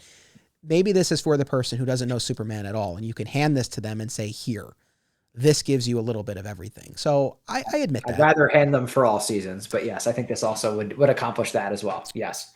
But I mean, not to like really pick this thing apart, but again, the first issue is basically Smallville. I mean, the Smallville TV show remix. I mean, we get the angst about, wanting to play and not being able to, and feeling different and wanting to be normal. The heat vision triggered by his arousal, saving Lana from the tornado. I mean, we get all those moments. Johns brings back the concept of Superboy, which I've ranted about before and I won't do it again, but it just, to me, it doesn't make sense. I get why people like it. And I think it's a fun, like throwback thing, but it doesn't make sense. And I think it was rightfully left in the past. And I just feel like that choice and the miniseries as a whole, it was just a step backwards. Again, for a lot of people, it might have been cool to see Gary Frank draw Clark as, Christopher Reeve, and I love the art, and I don't find that offensive, but at the same time, it's like, I would have liked to just see him draw Superman. I didn't need to see him draw There's Christopher Reeve. Oh, this is gonna kill me because I can't remember the name of the artist off the top of my head, but there is probably the best Marvel Thunderbolts run, in my humble opinion, where Norman Osborn is the leader, and the artist just did a picture kind of sample to essentially make him Tommy Lee Jones. And my problem was every time, and that's still my favorite Thunderbolts run. It's fantastic. But my problem was every time I was reading it, I wasn't seeing Norman Osborn. I was just looking at Tommy Lee Jones. Yeah. And that's kind of, I understand completely what you're saying, where that's the problem with using a real life, well-known inspiration, where it can not cause the effect of familiarity, but kind of take you out of it. Be like, oh, this is just like supposed to be Christopher Reeve's Superman. So I definitely agree with you there. I would rather see them. A new interpretation would be nice. Right. And, we get the info dump that you and I have both talked about. So, we have that there. I think, like I said, I wasn't going to rant, but I'll just do a quick one. The problem with Superboy is that going back to this idea of like robbing the story, when you take away that moment, that decision to become Superman and to embark on this quest, and you short circuit it by putting him in a costume as a kid, the transition to Superman is a real quick and easy one. I just feel like you just lose so much. Although ironically, again, in that interview, Waid said he would have made Clark Superboy if he could have. So it's like, again, there's an audience for it. I'm just not it. And with the Christopher Reeve thing, it's not just that he looked like Christopher Reeve. As I was reading those scenes, it's like you could hear the voice of Christopher, which is not necessarily a bad thing, but it went back to that like bumbling Clark who's so unsure of himself, that it really took me out of it. And I also, I know you weren't as hot on that circular ending on Birthright as I was, but at least it's like we had a cohesive narrative. With this story, we have like 2 issues in Smallville, and then it just jumps to Metropolis, and it just kind of runs its course. It's really like 2 stories in one. I'm so conflicted, right? Because here's the thing. I loved that the Legion of Superheroes showed up in this story. And maybe it's because I've read so many Superman stories at this point. I was just like, okay, cool. That's something I haven't seen like in a very long time, And I do think that it's really cool that like, hey, we're from the future. You're not who you're supposed to be yet, but things are going to be okay. I thought that was really cool. Now, the other part of my brain can't reconcile that with what you just said, because it's incredibly logical, where if he's just Superboy, then where is the whole journey for him becoming Superman if he's just getting a bigger costume as he grows older? I mean, right? Like, you're 100% correct. And also during this time period where he logically should be more cautious and more fearful, why would he be putting on this costume and doing all these adventures as Superboy, where he could just be rushing around as the Blur, still trying to keep people safe? And why would Jonathan Kent let him be Superboy? Furthermore, is an interesting question I would also pose. So I do like the Legion, and I would love to do a deeper dive on kind of like the Legion and Superboy, because I think there is a lot of really interesting stuff there. But I just think that maybe, and this is me armchair quarterbacking here, maybe we really just keep that in a firmly Elseworlds story or somewhere else in the multiverse and kind of leave it here, because it just doesn't seem to fit into this post-crisis continuity in a way that not only logically makes sense, but tonally doesn't really make sense, I think, either. So I will agree with you with that. Yeah. And I that's kind of where I've arrived with the Superboy and the Legion stuff. I think it kind of on its own, in its own little pocket, in its own little continuity, I think there's some cool stuff that you can do. But, even there too, it's like, if they show up and they tell Clark like, hey, it's all going to be all right. It's like, again, I feel like it just takes away from his character development. And look, I know his history with the Legion is a big part pre-crisis, and I know fans have a lot of love for it. It's just, it's kind of tough for me to wrap my head around. You don't want us to get attacked by the Matter Eater Lad fans. They're numerous and vicious, so let's just be careful not to offend them. All right. Yeah. So, I mean, look, overall, I just felt like Secret Origin was unnecessary. and I feel like it was a step back. It didn't really take any big swings. And, even with the public's reaction to Superman, I felt like it was kind of like half-assed, to be honest. It didn't go as far as Birthright did, where the public really turned on him. There was some distrust, but he ultimately won them over like pretty easily. It didn't feel like there was much tension in the story. Yep. It just felt like things were kind of unfolding, that like it was just kind of happening because it had to happen next. So I do, and I agree. Like I said, it is. I think you might have hit the nail on the head too. I really wonder if this really was kind of shipped as like an introductory kind of Superman tale, right? Because it doesn't take any true risks or chances that kind of make it stand out on its own. I think it's fine. I think it's enjoyable. Also, being from the part of the country, being from New York that we're from, big shout out to Jimmy Olsen being from Yonkers. Yes, I did like that. I'll which give was them awesome. that. I literally did put my fist in the air like, yes, that's amazing. So I thought that was pretty cool.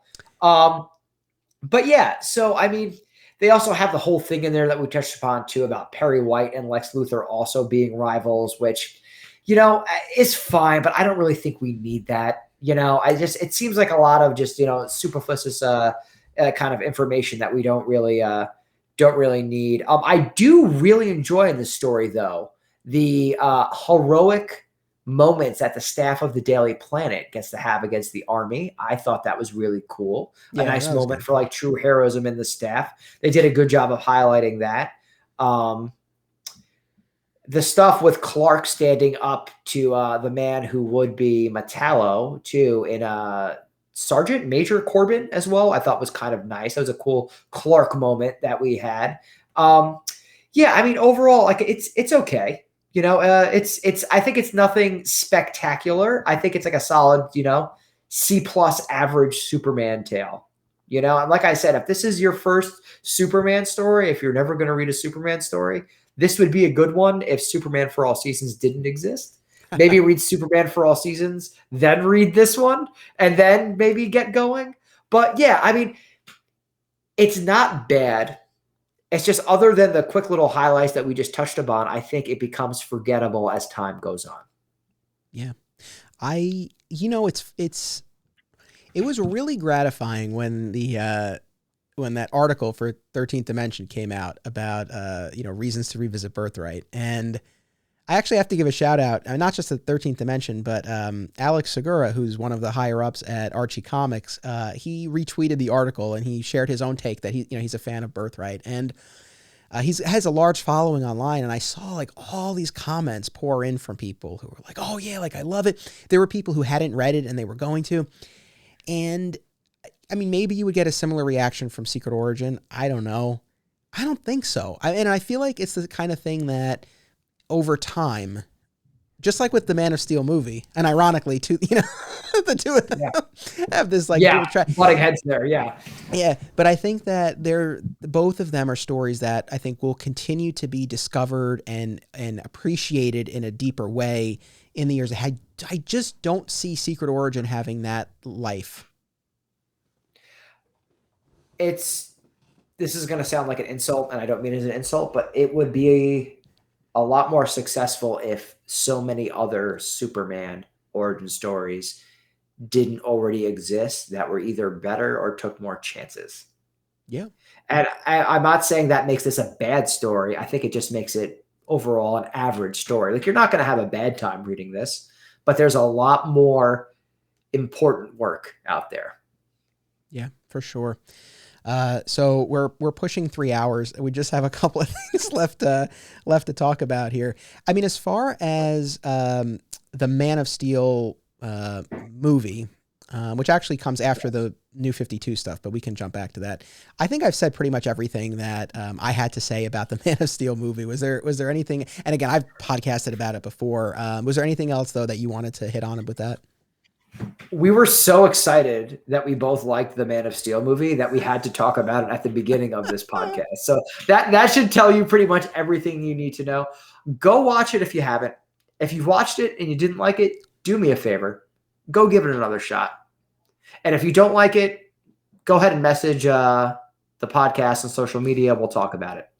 Yeah. That's my offer to everybody listening now, because I think whether or not you love it is almost irrelevant. I think objectively, now that enough time has passed, if you're a fan of Superman, there are going to be things you can take away from it that you'll at least appreciate, if nothing else. Yeah, well said. And then again, we're still skipping over the New 52 stuff, but American Alien, again, we've touched on a few things, but again, a lot of really interesting ideas. And I think we've both kind of come to the same place. They're not necessarily ideas that we would want to be the only interpretation of the character, but they're really interesting to see play out. And I think a cable series or, a streaming series, like I think that's definitely the vibe of this. And there is superhero action, but it really is far more character driven. And you get these vignettes at 7 key moments in Clark's journey. We talked about how, his secret is known, within the town, even in the first issue where, Clark's flying and he can't get down. He's a little kid at this point, right? And he's stuck in the air above the Kent farm. And Jonathan goes to Ben Hubbard to borrow his plane. And, Ben clearly knows like what's up with Clark. And again, I think, it takes away some of the tension if the town knows, but there's also something kind of special like that they keep that secret for Clark. And I do think it's realistic. Did you catch, because at the end of the first issue, so at the end of each issue has like a 1-page little side story, and it's a wide mix of stuff. But I don't know how closely you looked at the one for issue 1, like the Kent's, bulletin board. Did you catch all the stuff there? Because we get a very different history for the Kents. So I remember seeing it and seeing a lot of interesting stuff on it, but I can't recall what jumps off of me off the top of my head. So in this version, Jonathan's a lawyer, and that's right. And Martha's a vet, an animal doctor, not an army veteran. And she was pregnant, and she lost the baby after a car accident that they had. That part I do remember seeing on the board, that there was an accident and they lost a baby before as well. It's funny that you said she's a vet, not like an army vet, because in the 80s, Jonathan Kent is actually an army vet, which was something interesting as well, too. So it shows the wide variety of kind of backgrounds we have here. But I mean, again, this series, if nothing else, takes, aside from the 80s run of Man of Steel and all those other miniseries, takes the biggest swings and departures, I think, from what we know. And it's interesting. It certainly is interesting to kind of look at these different perspectives and kind of more of a modern take. One of the things that I do admit makes sense is that the teenagers talk like actual teenagers in this story. Yeah. Like when Clark tells Pete, kiss my ass. That's literally the words that are about to come out of my mouth. I was like, yeah, that makes sense. So that is true. It seems to have some truth to that. A lot of violence, though, especially with, when Clark intervenes with that, the roving gang, I guess, for lack of a better term, who goes back to their family home. And my goodness, that is very graphic. Yeah. Very violent, very, very almost disturbing, too, because, it's happening in Smallville. And we're used to seeing this being like, not a place without dangers and struggles, but not kind of like this. This struck a very definitely darker and grittier feel that I didn't actually like, to be honest with you. I actually was kind of taken out of everything a little bit. I was like, it might be more realistic, but this doesn't.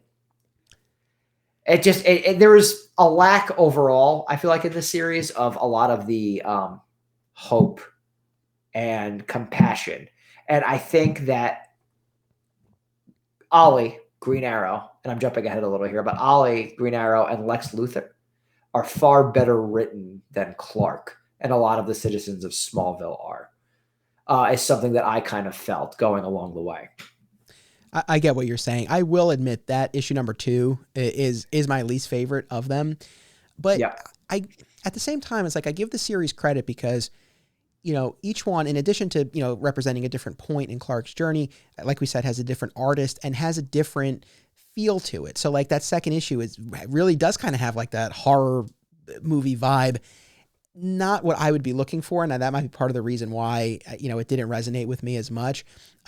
Whereas then, in the next issue where Clark wins a trip to the Bahamas and his plane goes down and he ends up on this yacht and he's mistaken for Bruce Wayne and he bangs the woman who will end up being Cheetah. It's like, again, like a totally different, vibe to that. That though, like I definitely had a harder time with the previous issue with Clark heat visioning one of the robbers' hands off, in a fit of confused rage, than I did with him having that romantic encounter. It's like, he's not a monk. He's a young, good looking single guy. It's like, why not? Yeah.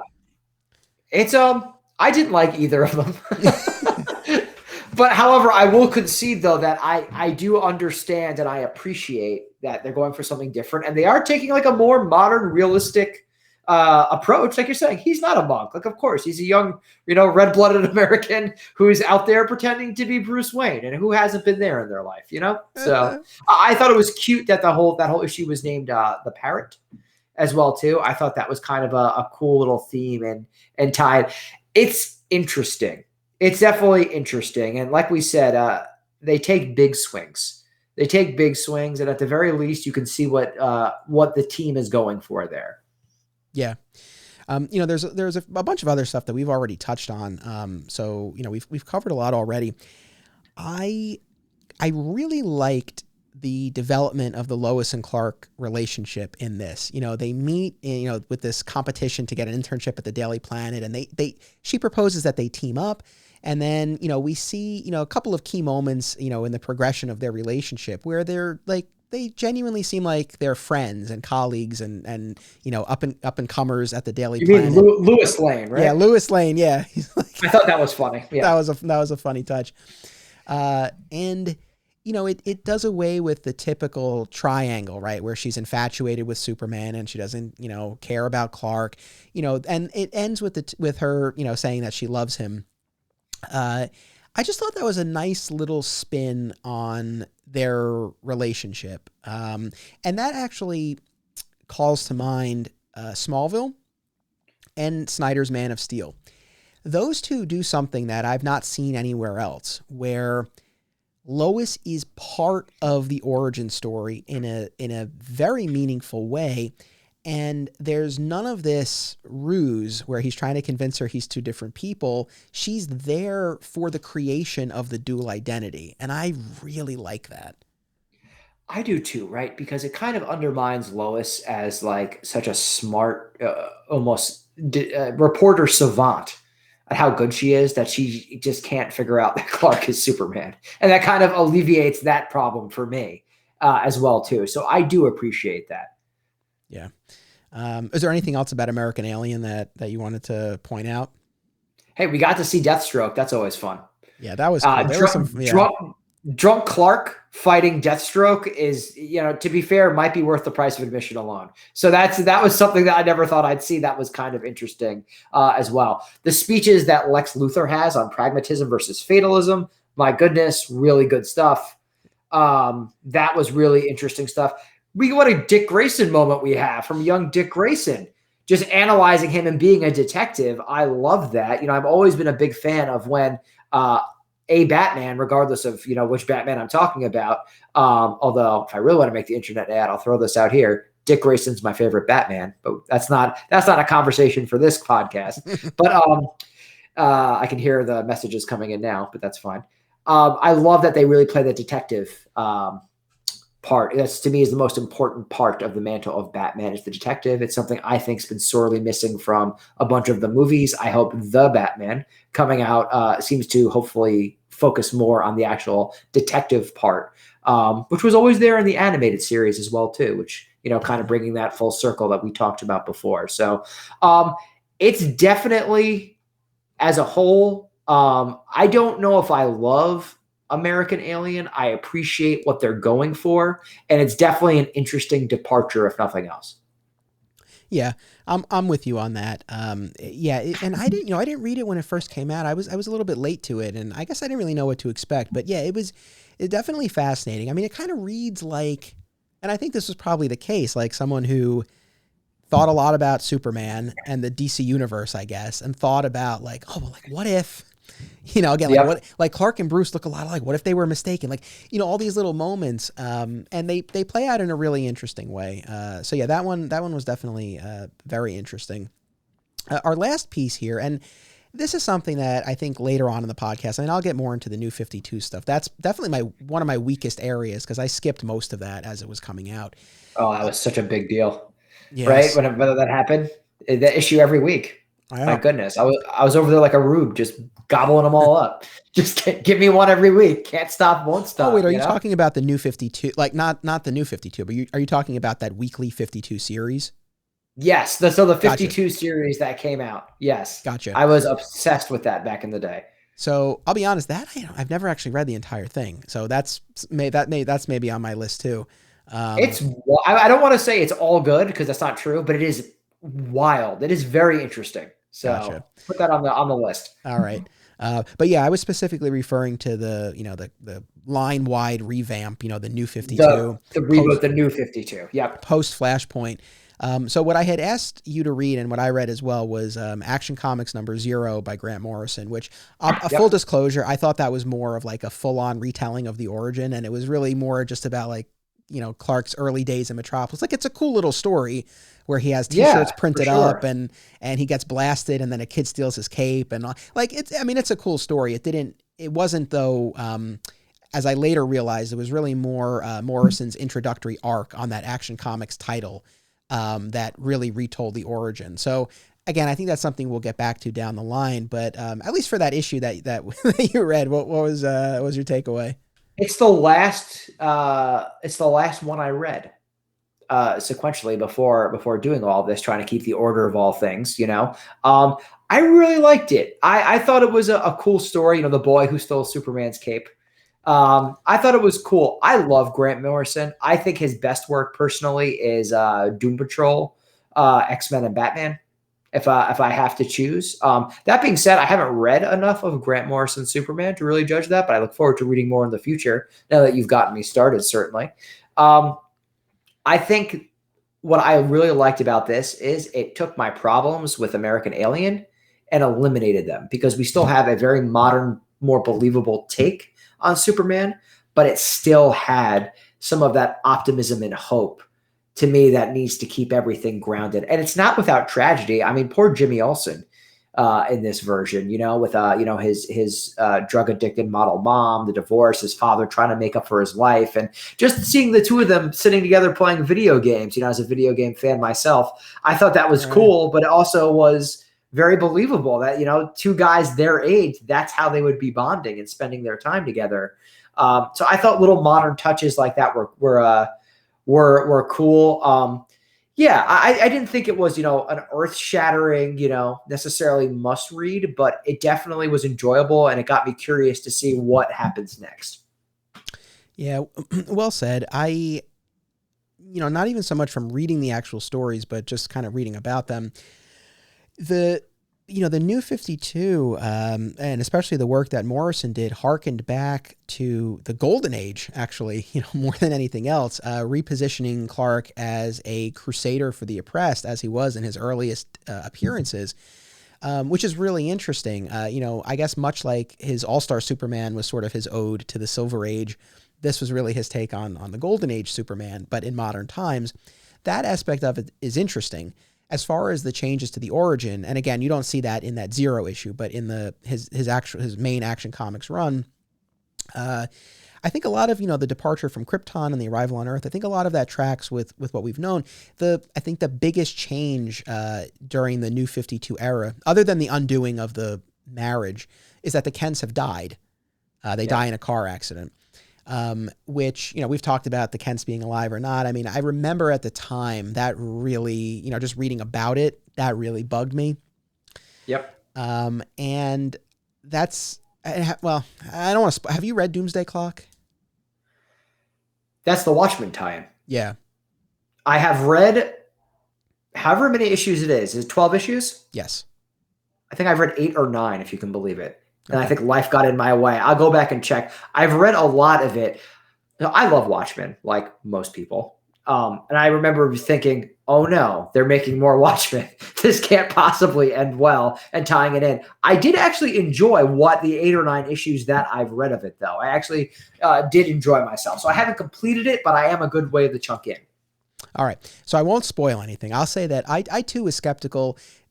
Almost the opposite. Like I'm not a huge Watchmen guy. Like I read it once and I appreciated it. Like I get why it's a big deal, but it's just not necessarily a favorite. Although that HBO series was like crazy good. Dude, oh my goodness. Show of the year when it came out. And who would have thought they would have been able to make a Watchmen TV show for HBO, period, that it would exist, and B, that would be that good. I mean, again, if anybody listening has not watched the Watchmen on HBO, go watch that show. Phenomenal stuff. Yeah, it's so good. So I was kind of skeptical, but it really won me over. It's very good. We'll save that for another conversation. I don't want to spoil it, but I'll just say that, I guess what we saw Geoff Johns do with the reintroduction of Superboy in Secret Origin, even though that was well before Flashpoint, but his use of Superboy, the presence or absence of the Kents, it all kind of ties together. So they do sort of put a bow on this New 52 era and reconcile it with the origin story that we're more familiar with. Again, that's a larger conversation, but I mean, I think the big point is that, in that New 52, you really had more of that Golden Age style Superman, and the Kents were dead. I did also put on our list, and again, this one too was, I'm sorry, this was a little bit of a misfire on my part, Superman Reborn, which was not a full-on retelling, but it did sort of reconcile the pre-Flashpoint Superman and Lois, who were now back in the DC universe, in the New 52 universe, with their New 52 versions. And ultimately we get, basically a reunified version of these two characters, I guess, for lack of a better description. Yeah. So I don't know if I would go out of my way to say, hey, that is a good, must read story. However, I'll say this. I appreciate the way and the lengths and the effort that was made to kind of bring so much decades worth of continuity and try to put a bow on it. And I actually think that's about as good a job as anybody could have done. So I do appreciate that it does end up being not a retcon, but almost like a patch to kind of keep everything together and still make sense. I like the idea that now that the Kents, or when I say the Kents, of course, I mean Clark and Lois, are on the same page as us, the readers, because we've read everything and experienced all these things, and now they have too. So I thought that was a nice touch. I was also pleasantly surprised with how much I enjoyed John, Superboy. Yeah. I enjoyed him a lot more than I thought I would. I actually thought he was very well written and a cool, easy character to root for. So I thought that was really cool. Yeah. And again, for anyone who's not familiar or needs a refresher, Superman Reborn was a 4-part storyline, a crossover between Peter Tomasi and Pat Gleason's Superman title and the Dan Jurgens Action Comics book. And again, at this point in the story, the pre-Flashpoint Clark and Lois are in the mainstream DC universe. Their New 52 counterparts have died. And then through the machinations of actually Mxyzptlk, the both versions of the characters again are sort of reconciled, and a shared consistent timeline is created where basically it's a mixture of the pre-52 and the 52 continuity. So most of the pre-stuff is intact. I think that it's the death of the Kents, and then of course the introduction of their son John Kent that are sort of like the deviations there, and that's sort of where we end up until Doomsday Clock, where it kind of moves into its next iteration. But it was a fun story. I thought the Mxyzptlk stuff was actually fun. His motivation. Yep.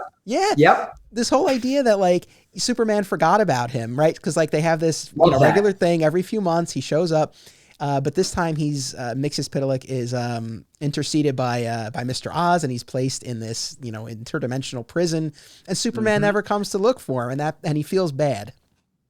It's great motivation. Also, Mxyzptlk in this is really menacing. Yeah. Towards the end as well, too. It's so easy to think of him as kind of like a joke kind of character, but they really get a sense of menace with him, especially towards the end, as he's kind of taunting, you don't remember, you don't even know what you don't know. So I thought he really kind of stole the show throughout this series in a lot of ways, which was kind of interesting.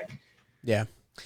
So I know, our take on the New 52 wasn't the most, we didn't do the deepest dive on that, but I think we hit on a lot of the main points. And, man, this is gone over 3 hours now. We're in Joe Rogan territory at this point with this podcast. Parts unknown. Yeah, but honestly, man, is there anything about any of the origins that you want to say before we sign off? Superman has one of the most important origin stories of all time. Not because, like so many others, it's based in tragedy, but because it's based on hope and triumph, not just of Clark, but of the people around him, and how important good people are to creating more good people. Well said, my friend. I can't express how much I enjoyed this conversation, certainly, and the opportunity to revisit these stories, and for some of them, read them for the first time. And I think I enjoyed my pre-crisis journey, but with post-crisis, besides the fact that it's what I grew up with, I think here in virtually all of these stories, some more so than others, but in pretty much all of them, there's so much more nuance and layers that are explored that weren't in pre-crisis for a wide variety of reasons. I mean, storytelling sensibilities were different. The audience was different. But here I think we start to see Clark, really in these, I think he's most relatable in his origin story. I think we've now had a new layer added with him as a father in the recent stories and the current television series. I think that relatability is very present there too. But other than that, I think it is often in that origin story because it's in that quest to find his place in the world and reconcile where he's come from and where he's going that it really taps into something so universal. And so really all of these stories to some degree or another, did take the time to explore that and examine that nuance. And I enjoy them to varying degrees. Obviously I have my favorites and I have ones that kind of bug me, but we all do. They're all worthwhile, I think, in their own way. And, again, even stories that maybe were my favorite, there are still aspects of it that, kind of make you think and you kind of stick with you. So thank you very much for joining me for this. This really has been a blast. And I look forward to our Digging Deeper episode, which will be out in a couple of days on the Anthony Desiato Patreon page. I look forward to talking more about For All Seasons with you. Thank you to the audience. I don't know if you listened or watched in one sitting or broke this up or just listened to a few minutes, but whatever the case may be, this is always such a pleasure to do. And again, I know this was a super deep dive, no pun intended, but I'm glad that we took the time to do this. I'm immensely proud of what we've done here and what we've covered. And I think we've gotten at a lot of really interesting ideas about the character. And I think for any hardcore Superman fan out there, I think they would enjoy what we've done.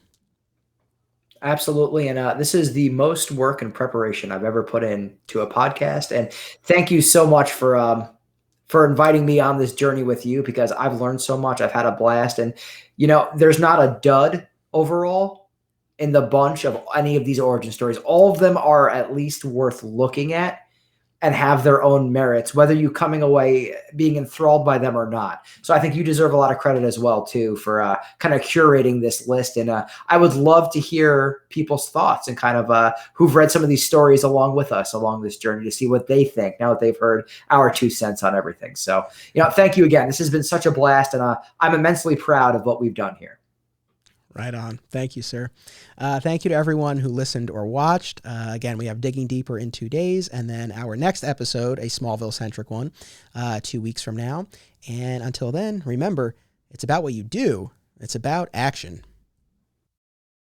Digging for Kryptonite is a Flat Squirrel production. Art by Greg Schiegel, music by Basic Printer. If you like what you heard, be sure to listen to My Comic Shop History, available on most major podcast platforms.